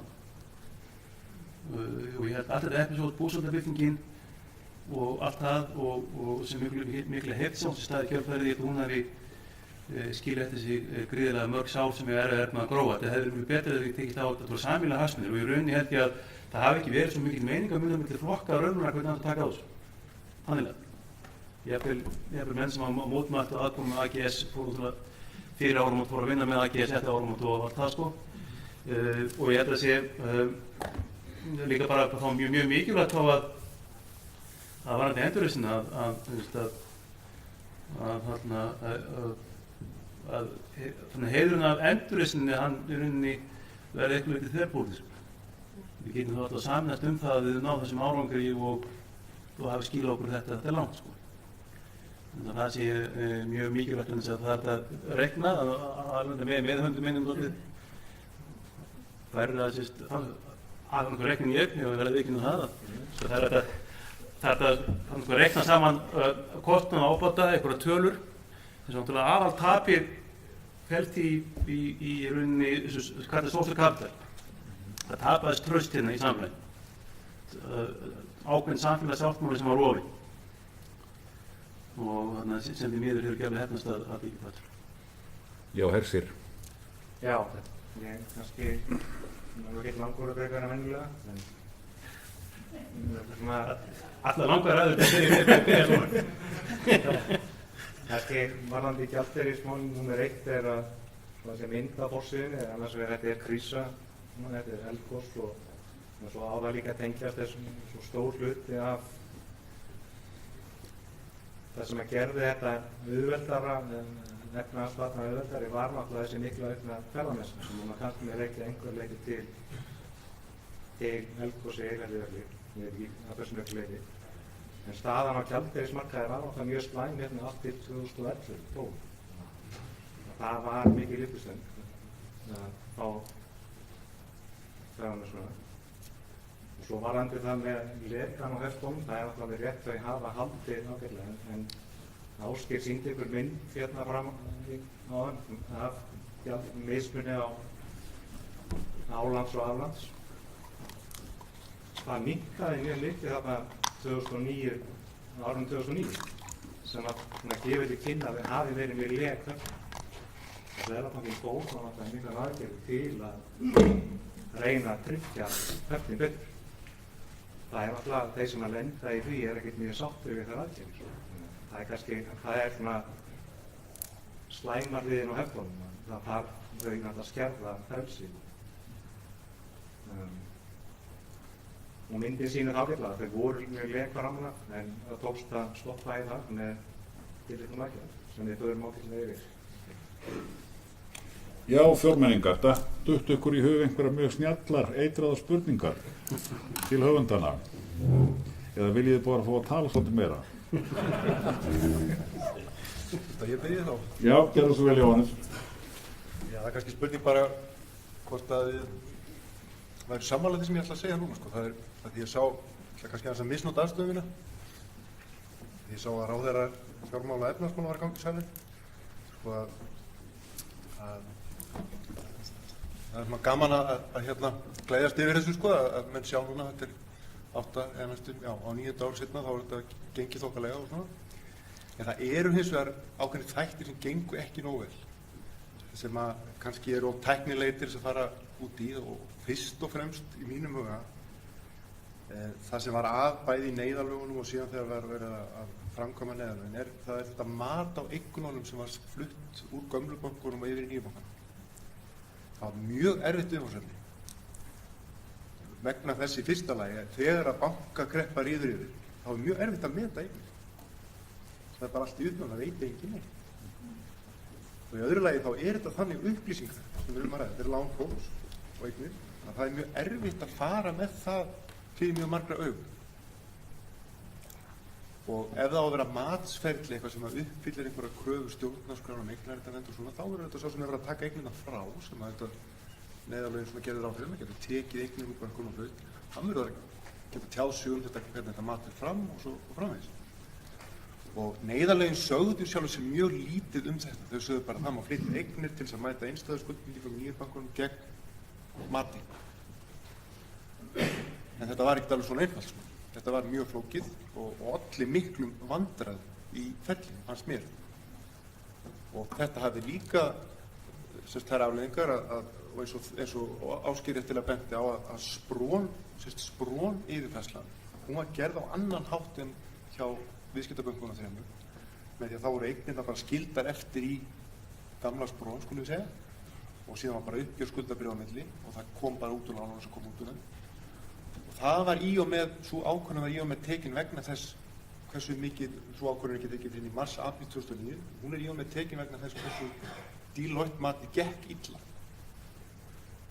Og nú stöndum við hérna, ég veit vel hvað er langt síðan á hrunið varð og að því ég eignaðist barn í kona mín í desember 2008 og ég sé alveg mjög nákvæmlega þá hvað er langt síðan. Að nú erum við komin á 9. ár og við erum ekki ennþá búin að laga þetta í löggjöfinni. Og síðan hefur mjög mikið gerst að við höfum dóma, Northern Rock málið, þar sem að eignir Northern Rock fór á hausinn var þjónustur og eins og við þekkið og fór fram ákveðið mat. Það mál fór í gegnum allt breska dómskerfið og fyrir Mannréttindadómstól Evrópu og það er mjög veigamiklar vísbendingar á það hvað maður getur gengið langt í sjónarmiðum við að meta eignir við svona hruns aðstæður, hversu aggressífur maður má verið að meta eignir niður. Þetta þarf að skoða. En ég hefði svona kannski áhugaði að heyra komment bókarhöfunda þeir eru nú ferskir yfir þessari yfirferð á þessi atriði. Já, Ásgeir, þú byrja. Eins og sagði á hana, ég vísi þessu yfir á meðhundi minn, þetta... Nú? Já. Ég get alveg sagt svona, þetta er kannski eitt atriði sem hefur verið mikið deilt þannig að augljóslega er þetta, það hefur verið erfitt mál og kannski eitthvað sem við þurfum að vera með betur undirbúið fyrir næsta hrun. Viljið þið kommentir á þennan punkt? Þið fjórmenningar eða þremenningar sem viljið þið kommentir eitthvað sérstaklega á þetta atriði? Já, Kristrún. Þetta með næsta hrun, ég er náttúrulega mín viðbrögð við því að upplifa hrunið innanfrá voru þau að lesa allt sem ég gæti fundið þetta fyrirbæri og ég er sannfærð það að öll samfélag og sérstaklega Ísland verður að gera ráð fyrir því að það komi aftur hrun. Við verðum einfaldlega að ganga út frá því að fjármálakerfin séu óstöðug, þau lagið sig ekki sjálf og við verðum að gera ráð fyrir því að þetta sé eitthvað sem getur gerst og búa okkur þannig út. Ég er með spurningum til bókarhöfunda sem tengist þessu. En þess að þegar maður búinn að fara gegnum alla bókina og eins og ég segi, mér finnst hún vera mjög yfirgripsmikil, mér finnst frásögnin í henni vera í miklu jafnvægi og skýra mjög marga hluti mjög vel út. Eftir stendur einhvern veginn þetta, hvað á ríkið að gera? Sko ríkið liggur svolítið eftir þetta finnst mér, sem það hlutverk þess. Af því að það getur ekki verið eitthvað sem hægt að samþykkja í nokkru samfélagi að ríki gangi gegnum svona reglulega. Þegar við þurfum sem sagt með öðrum orðum að átta okkur því að við verðum að gera ráð fyrir þessu möguleika, en verðum að gera allt til að koma veg fyrir það. Getið þið eitthvað lagt inn í sem svör við þessum hugleggingum eftir ritun þessara bókum? Jú, það er að segja, helst það sko að bara mjög mikilvægt að mínu viti að ríkið sé ekki með fjármuni skattgreiðenda í hættu. Sé ekki með fjármagn skattgreiðenda sem veð fyrir lán, sem eigi fyrir inn í bönk. Þannig að verða aftur útlánatöp sem verða aftur, það verður ekki endilega hrun, bankar eru í eðli sínu óstöðu fyrirbæri. Bankar eru í eðli sínu óstöðu fyrirbæri og þeir þurfa ekki að hrynja endilega en þeir tapa peningum, geta tiltölulega auðvitað. Sérstaklega í það sem við höfum haft á Íslandi, það sem ákveðin tengsl á milli verðtryggingar og það ekki verðbólgu gengist tengist saman. Núna það var þannig að réttur lánveitenda var með sterkur. Bankarnir gátu elt fólk til að fóra í gröfina til þess að innheimta skuldir. Núna var það öfugt.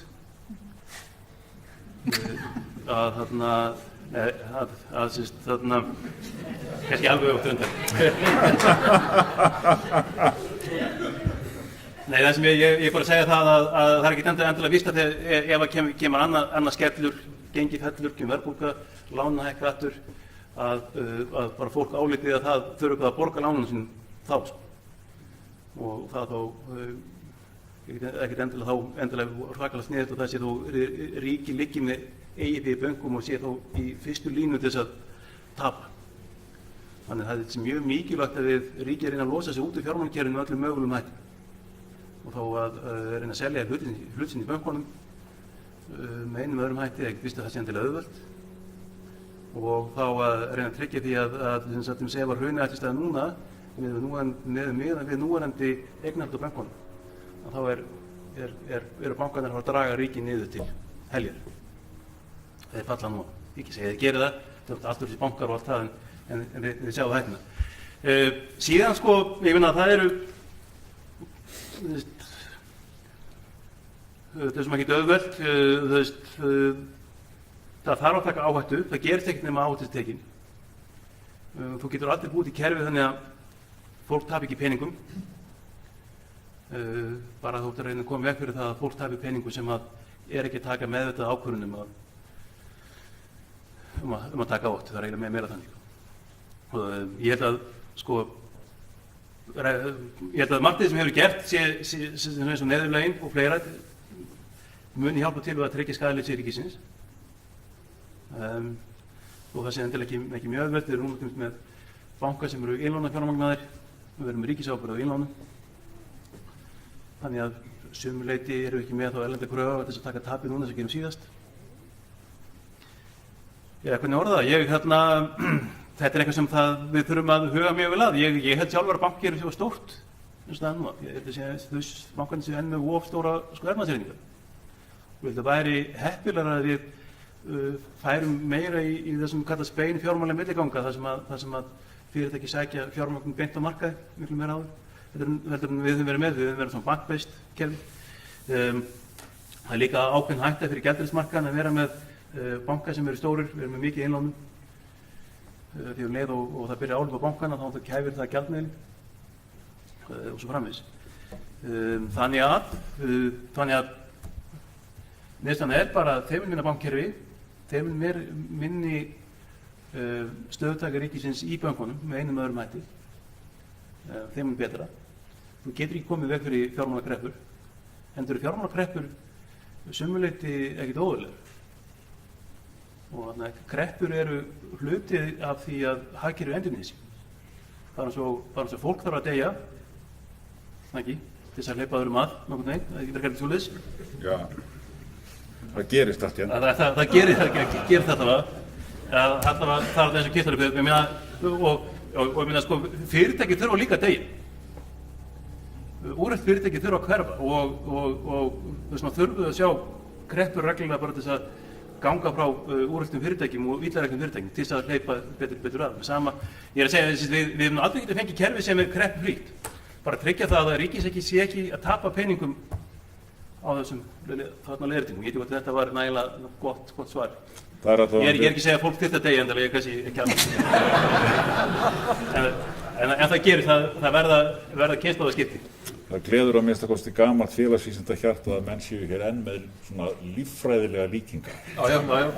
Já. Lífrænar líkingar. Ég er enda sko byrjaði sko líffræði áður en ég fór í hagfræði, þannig að þetta er svona. Viljið þið kannski skjóta einhver inn, Sigurður og Jónas, áður en við höldum áfram? Já, það er kannski rétt að benda á það að það hefur náttúrulega verið gerðar alveg geysilegar breytingar. Getur það aðeins hærra? Já, það hefur verið gerðar alveg geysilegar breytingar á allri lagaumgjörð í kringum bankastarfsemi í heiminum og í raun og veru hafa menn verið að reyna að berja í brestina og það hefur átt að reyna að minnka líkurnar af fjármálakreppum en ég held að því að lög og eru mannanna verk og fjármálakreppur eru í raun og veru sprottnar úr samfélagi mannanna, þær munu koma á einhvern, það verða bara öðruvísi. En ég er alveg sammála því sem hefur komið fram hjá Ásgeiri að ég held að það mikilvægast að sé að reyna að koma í veg fyrir að það séu skattborgarar sem séu þá að borga fyrir hrunið sem verður.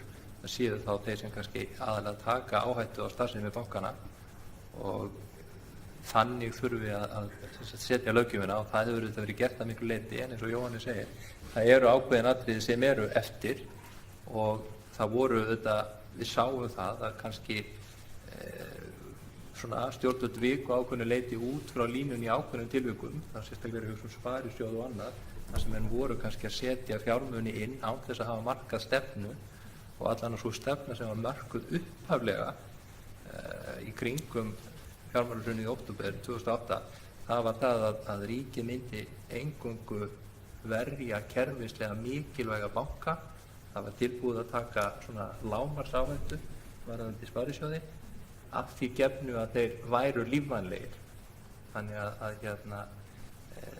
annars yrðu menn að bjarga sér sjálfur eða fara yfirum og það er kannski svona þarna stígum minn inn með peningaskattborgara og kannski verður svolítið að heyra eins frá bókarhöfundum það. Já, Sigurður, já, hvað sem er það, vil ég bregðast við fyrst? Aðeins varðandi fyrir spurninguna, því ég er ekki alltaf alveg sammála Ásgeiri í öllu, sko. En það held ég, og ég tek undir með þér að kannski varðandi þína spurningu að þá í mínum huga kannski mikilvægast að tryggja að bankakerfið verði ekki of stórt. Og því mér er það þannig að þýðir þá að við myndum stærra það sem er kallað skuggabankakerfi sem hefur alltaf mjög neikvæðan blæ á sig bara því að það heitir skuggabankakerfi. Ég tel eins og að það var einu góða að auka að fara meira út í þetta bandaríska módel þar sem að markaðsfjármögnunin er meiri og bankarnir eru minni. Þú ætlar að svara henni. Já, þú ætlar að svara henni líka, ekki? Ég með þið hugsið, Sigurður.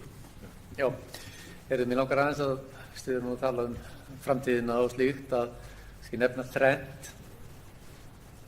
og kannski fá að heyra hugleiðingar bókarhöfunda það. Í fyrsta lagi peningastefnan. Þá er það þannig að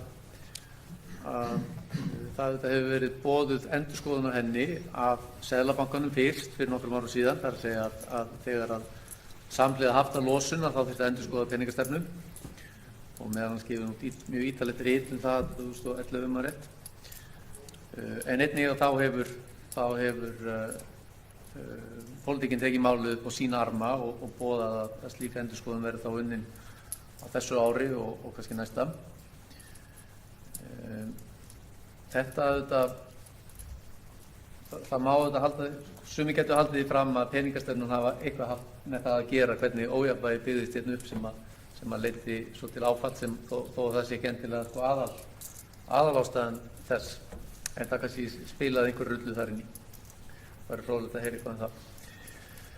Nú, í öðru lagi þá er það fjármálakerfið og ég vil taka undir það að hættan er auðvitað sú að það verði of stórt. Þar auðvitað væri þarf að fá pólitíska leiðsögn það hvernig fjármálakerfi á að byggja upp svona í grófum dráttum, ekki síst með hliðsjón af því að ríkið auðvitað er eigandi tveggja banka, tveggja stóru bankana. Og kannski í þriðja lagi þá svona stóru mál þá er það höftin. Höftin auðvitað eru ennþá. Haftalósun er auðvitað ekkert meira en lósun upp að einhverju marki en höftin auðvitað eru ennþá. Það voru tveir stór vandamál þar sem þurfti að leysa, annars vegar slitabúin og hins vegar aflandsskólunar, til þess að hægt væri að losa höft á almenning og fyrirtæki í landinu. Það tókst sem betur fyrir fyrra, svoleiðis að í fyrra sáum við svona fyrstu skrefin þar, heimildir hafa svo verið rýmkaðar út núna. Reynslan hefur sýnt okkur það að útflæði er lítið, kannski vegna þess að aðstæður hér eru hagkvæmar, en kannski líka vegna þess að það hefur tekist að byggja upp traust. Svoleiðis að fólk sér kannski ekki endilega ástæðu til þess að rjúka í burtu með þá fjármuni sem ná. En enga síður þá hefði maður haldið að það væri ástæðu til þess að rýmka þessar heimildir ennþá frekar, þar að segja losa höftin ennþá meira. Og að mínu mati er það alveg skýrt að við eigum að halda okkur við þetta plan sem var kynnt hér 2015 og hefur verið framfylgt. Það plan hefur skapað trúveruleika, meðal annars með hækkandi lánshæfismatseinkunnum og við getum séð líka ummæli alþjóðagjaldeyrissjóðsins og slíkt. Og þess vegna myndi það skjóta skökku við ef að hér ætti að fara að forgangsraða í þágu aflandskrónueigenda áður en að almenningi og fyrirtækjum er leyft að fara út með meira fjármagn. Já, nú fer að styttast í þessu hjá okkur. Við eigum svona 10 mínútur korter eftir og ég ætla að gefa ykkur öllum tækifæri til þess að segja svona eitthvað í restina. Það eru svona 2 mínútur á mann og af því það er svo auðvelt að eða þessum 2 þá ætla ég að vera með eina litla spurningu svona í leiðinni. Sko, mér sýnist þér algjörlega augljóst að ef við skoðum efnahaginn þá hefur Íslandingum tekist ótrúlega vel að rétta sig við á þessum tímum frá hruni. En ég hef eins og orðað það þannig að við situm enn uppi með mjög djúpa og alvarlega félagslega, pólitíska og siðræna kreppu. Og við vitum ekki kannski alveg af hverju, við vitum ekki alveg hvernig við eigum að bregðast við því. En það sem ég vildi velta hér upp er þegar að menn eru hér að klappa á kollinn hvor á öðrum fyrir góðan árangur, að ef við skoðum nú pólitísku þróunina frá hruni, þá hafa 3 ríkisstjórnir komið að því fyrir utan þessa 9. Það er að segja gamla Þingvallastjórnin, síðan Jóhannustjórnin og svo stjórn Sigmundar Davíðs. Og við könnumst við umræðuna frá þessum tíma. Hver einasta af þessum ríkisstjórnum var versta ríkisstjórn Íslandssögunnar. Allt sem að menn gerðu var tóm steypa. Þannig að litla spurningin er þessi. Þegar að maður lítur yfir sviðið hinnar stóru línur, er það þá kannski þess að hannig að allar þessar 3 ríkisstjórnir hafa í aðalatriðum verið að gera réttu hlutina. Ég hafði hálfa mínútu fyrir þetta og síðan 1,5 fyrir hugleiðingar ykkar genri. Ef við byrjum bara eitthvað þér, Jóhannes. Nú er þetta að vera skemmtilegt. Maður getur nú leitt fyrir að filosófera þetta með stjórnmálaástandið og svo endurreisnina og mér finnst margt hafa verið alveg, eiginlega verið bara heppni líka. Og það tengist líka... Meinarðu glóbalán?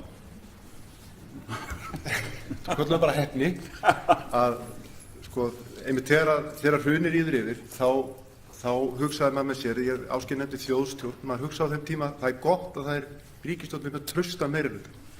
Ég muni það að Samfylkingin og Sjálfstæðisflokkur voru með mjög stóra meirihluta og maður vissi alveg að það myndi reyna þolrifin í pólitíkinni í þessum aðgerðum öllum. En það gekk nú ekki. Og síðan auðvitað eru menn búnir að ganga frá samstarfinu við Alþjóðagjaldeyrissjóðinn hann í nóvember 2008, ekki meðan nóvember eitthvað þannig. Og það auðvitað krafðist mikil, það voru aðhaldsaðgerðir sem að ríkið þurfti að fara í og það var í lækkun launa hjá, þið munið eftir kjararáði og öllu þessu. Haldið það hafi ekki verið betra, það var vinstrimaður í fjármálaráðuneytinu þegar þurfti að fullnusta þessi fyrirheit öll saman. Var það ekki trúverðugur að gagnvart landsmönnum á land og þjóð? Þannig að mér fannst einhvern veginn lukka yfir því að það framfylgja þessu prógrami kom svo í hlut þeirra stjórnar sem tók við þarna hjá Vinstri grænum og Samfylkingunni. Ég held að það hafi allavega svona skapað ákveðin trúverðuleika á það að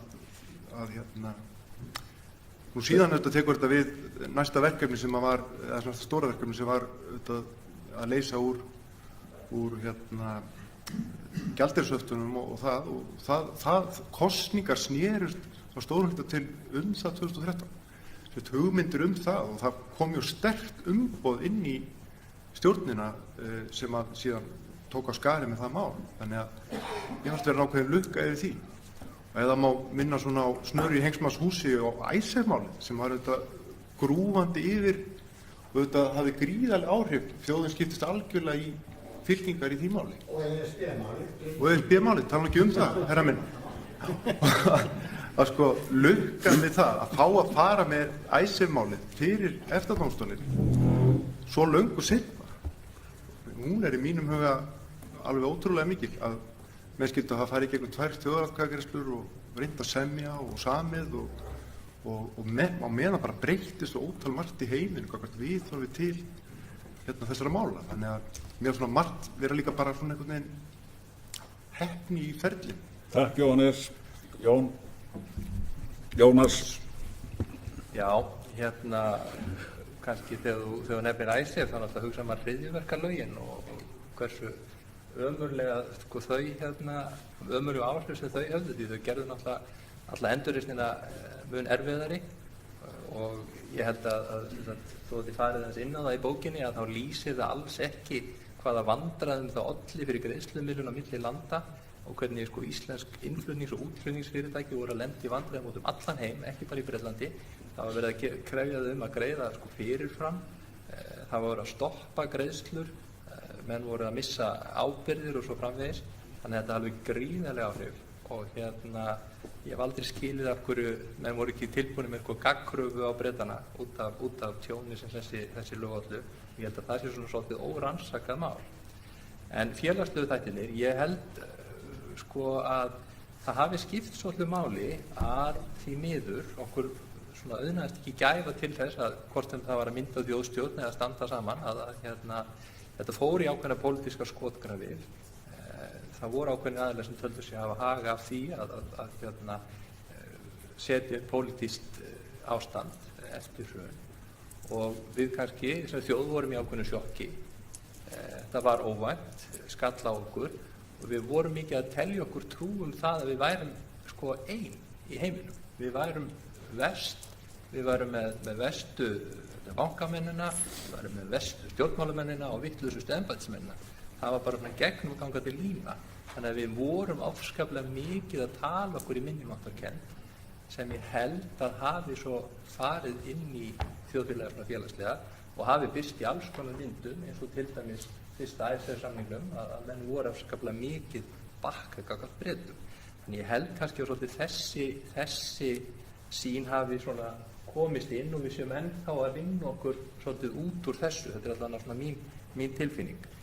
Nú bara svona lokum með stærð bankana, þetta er auðvitað eitthvað sem á eftir að taka og þá er þetta að klára að svona lenda fjármálakerfinu má segja, en það má kannski benda á það að þeir eiga alls konar dótturfélög sem ef þeir seldu í sjálfstæða fjármálaþjónustu leiddi til þess að þeir myndu þetta minnka sinn efnahag sem allan að samstæðu og þá er ég að tala að ég menna málmálan í dag, Íslandsbanki ennþá meiri hluta eigandi í Borgun sem dæmi, það myndi minnka eitthvað þegar efnahagsreikningar selja það og svo framvegis.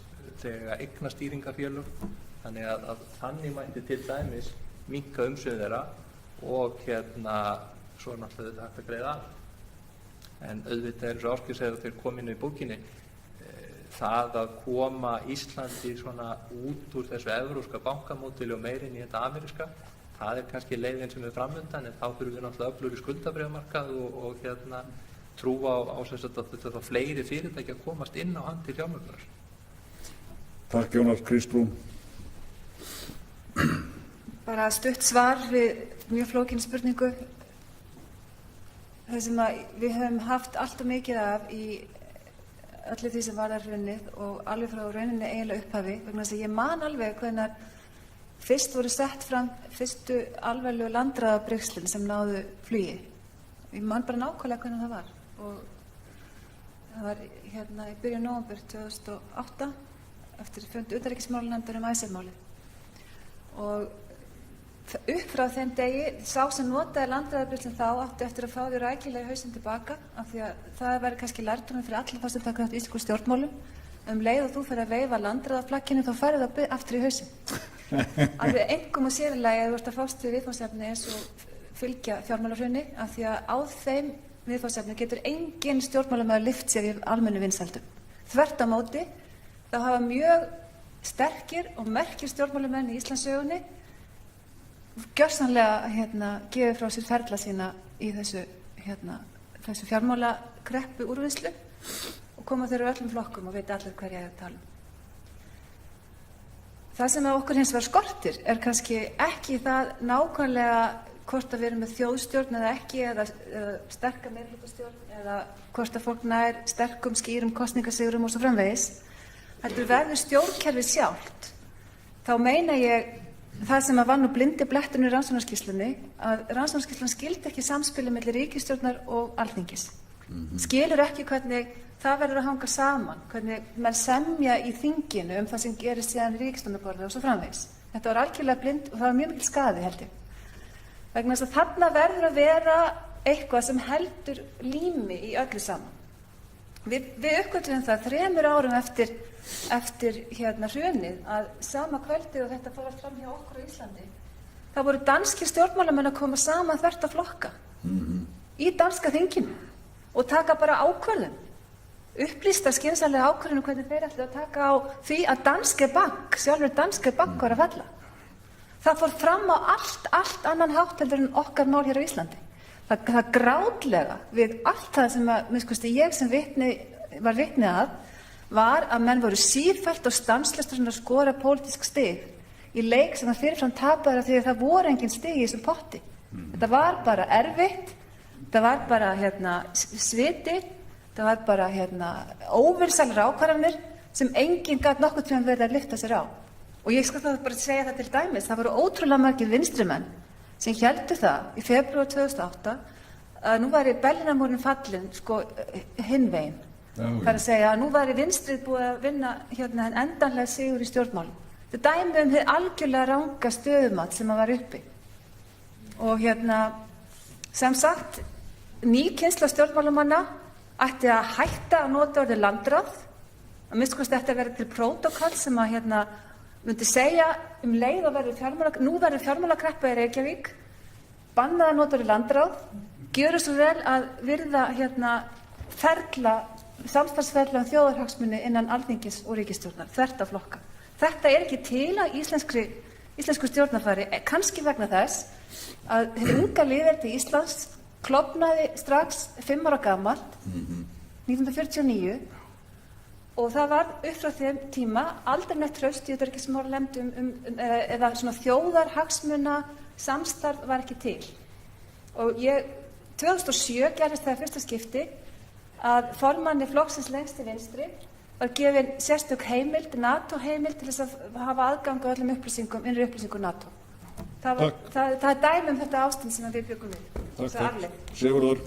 Já, nú varði pólitíkin á þessu spurningu, þá held ég að bara öllum hafi gengið mjög gott til sem að málinu komið á öllum tímapunktum og hafi unnið að heilindum og lagt sér fram eins og hver gat.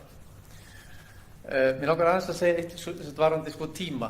Hefði verið hægt að klára þetta á skemmri tíma eða eitthvað slíkt. Ég held að kannski stóra málið þar sé að þetta svo mörg atriði sem þurfti að leysa úr. Að þó að eitt hefði klárast kannski miklu fyrr þá hefði það ekkert endilega haft áhrif á lokaniðurstöðuna.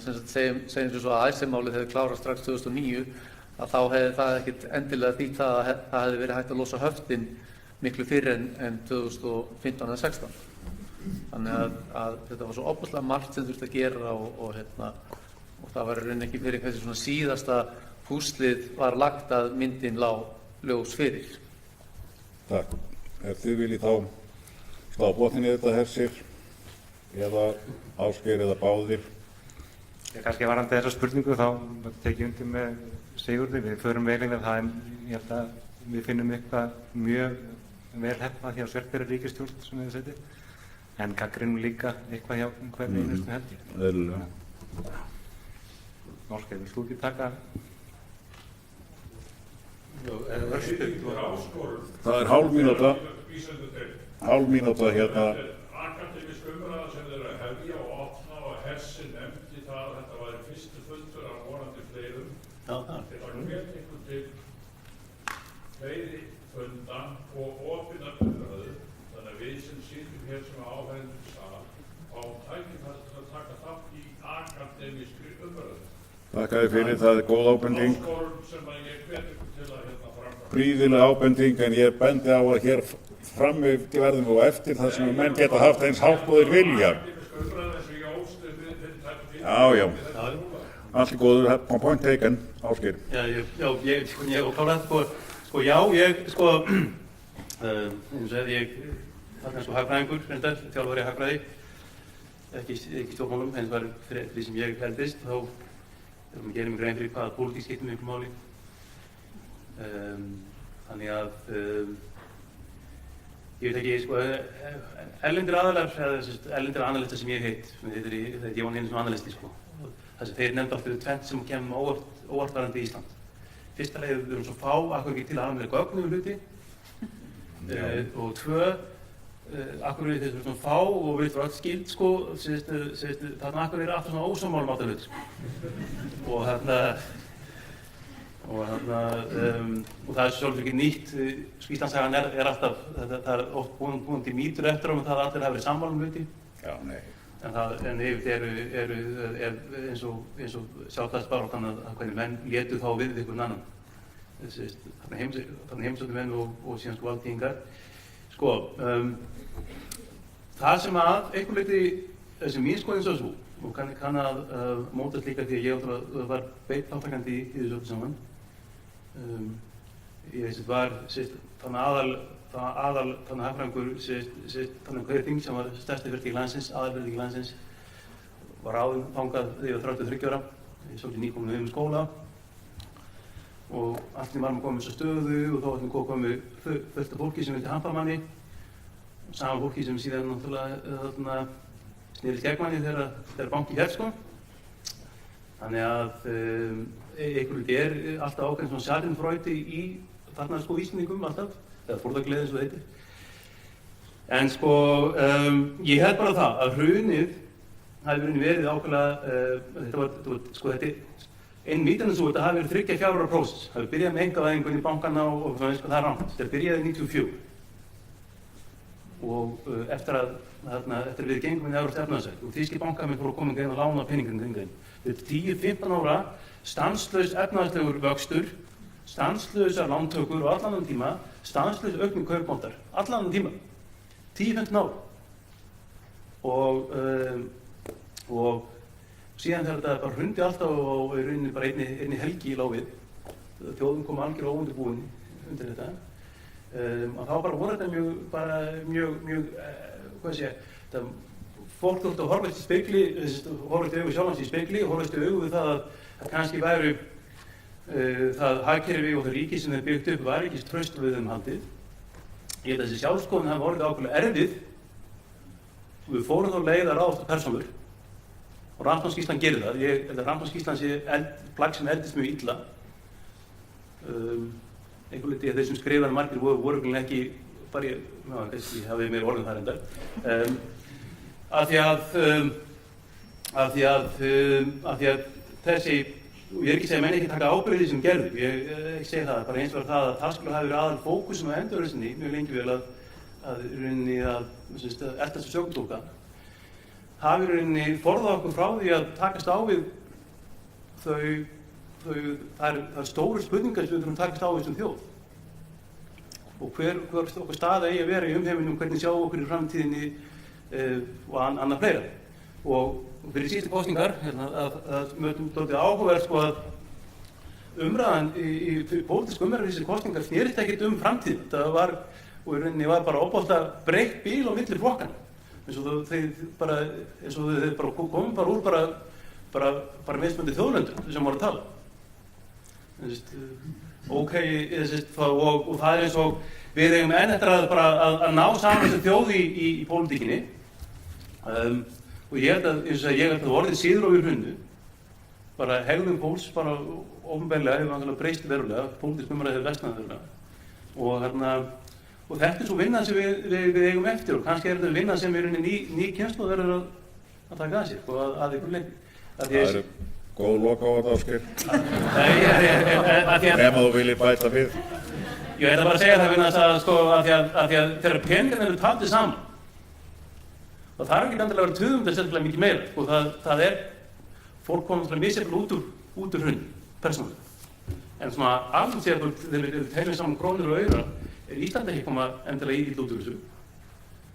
En hins vegar það að bara eitthvað annað sem þarf að vinna. Við þurfum að, eins og orðað, þarfum að vinna í sjálfum okkur eins og sjálftum. Og kann ég hans bara þakka þér. Já, takk. Það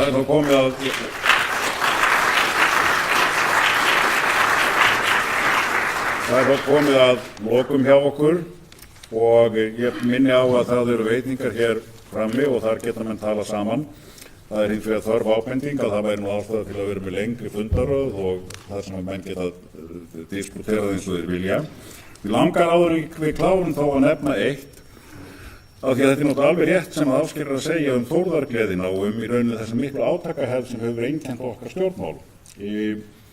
Ég man nú ekki hverjar fyrstu kosningarnar eftir hrun voru í Danmörku, eftir það ekki verið 2011.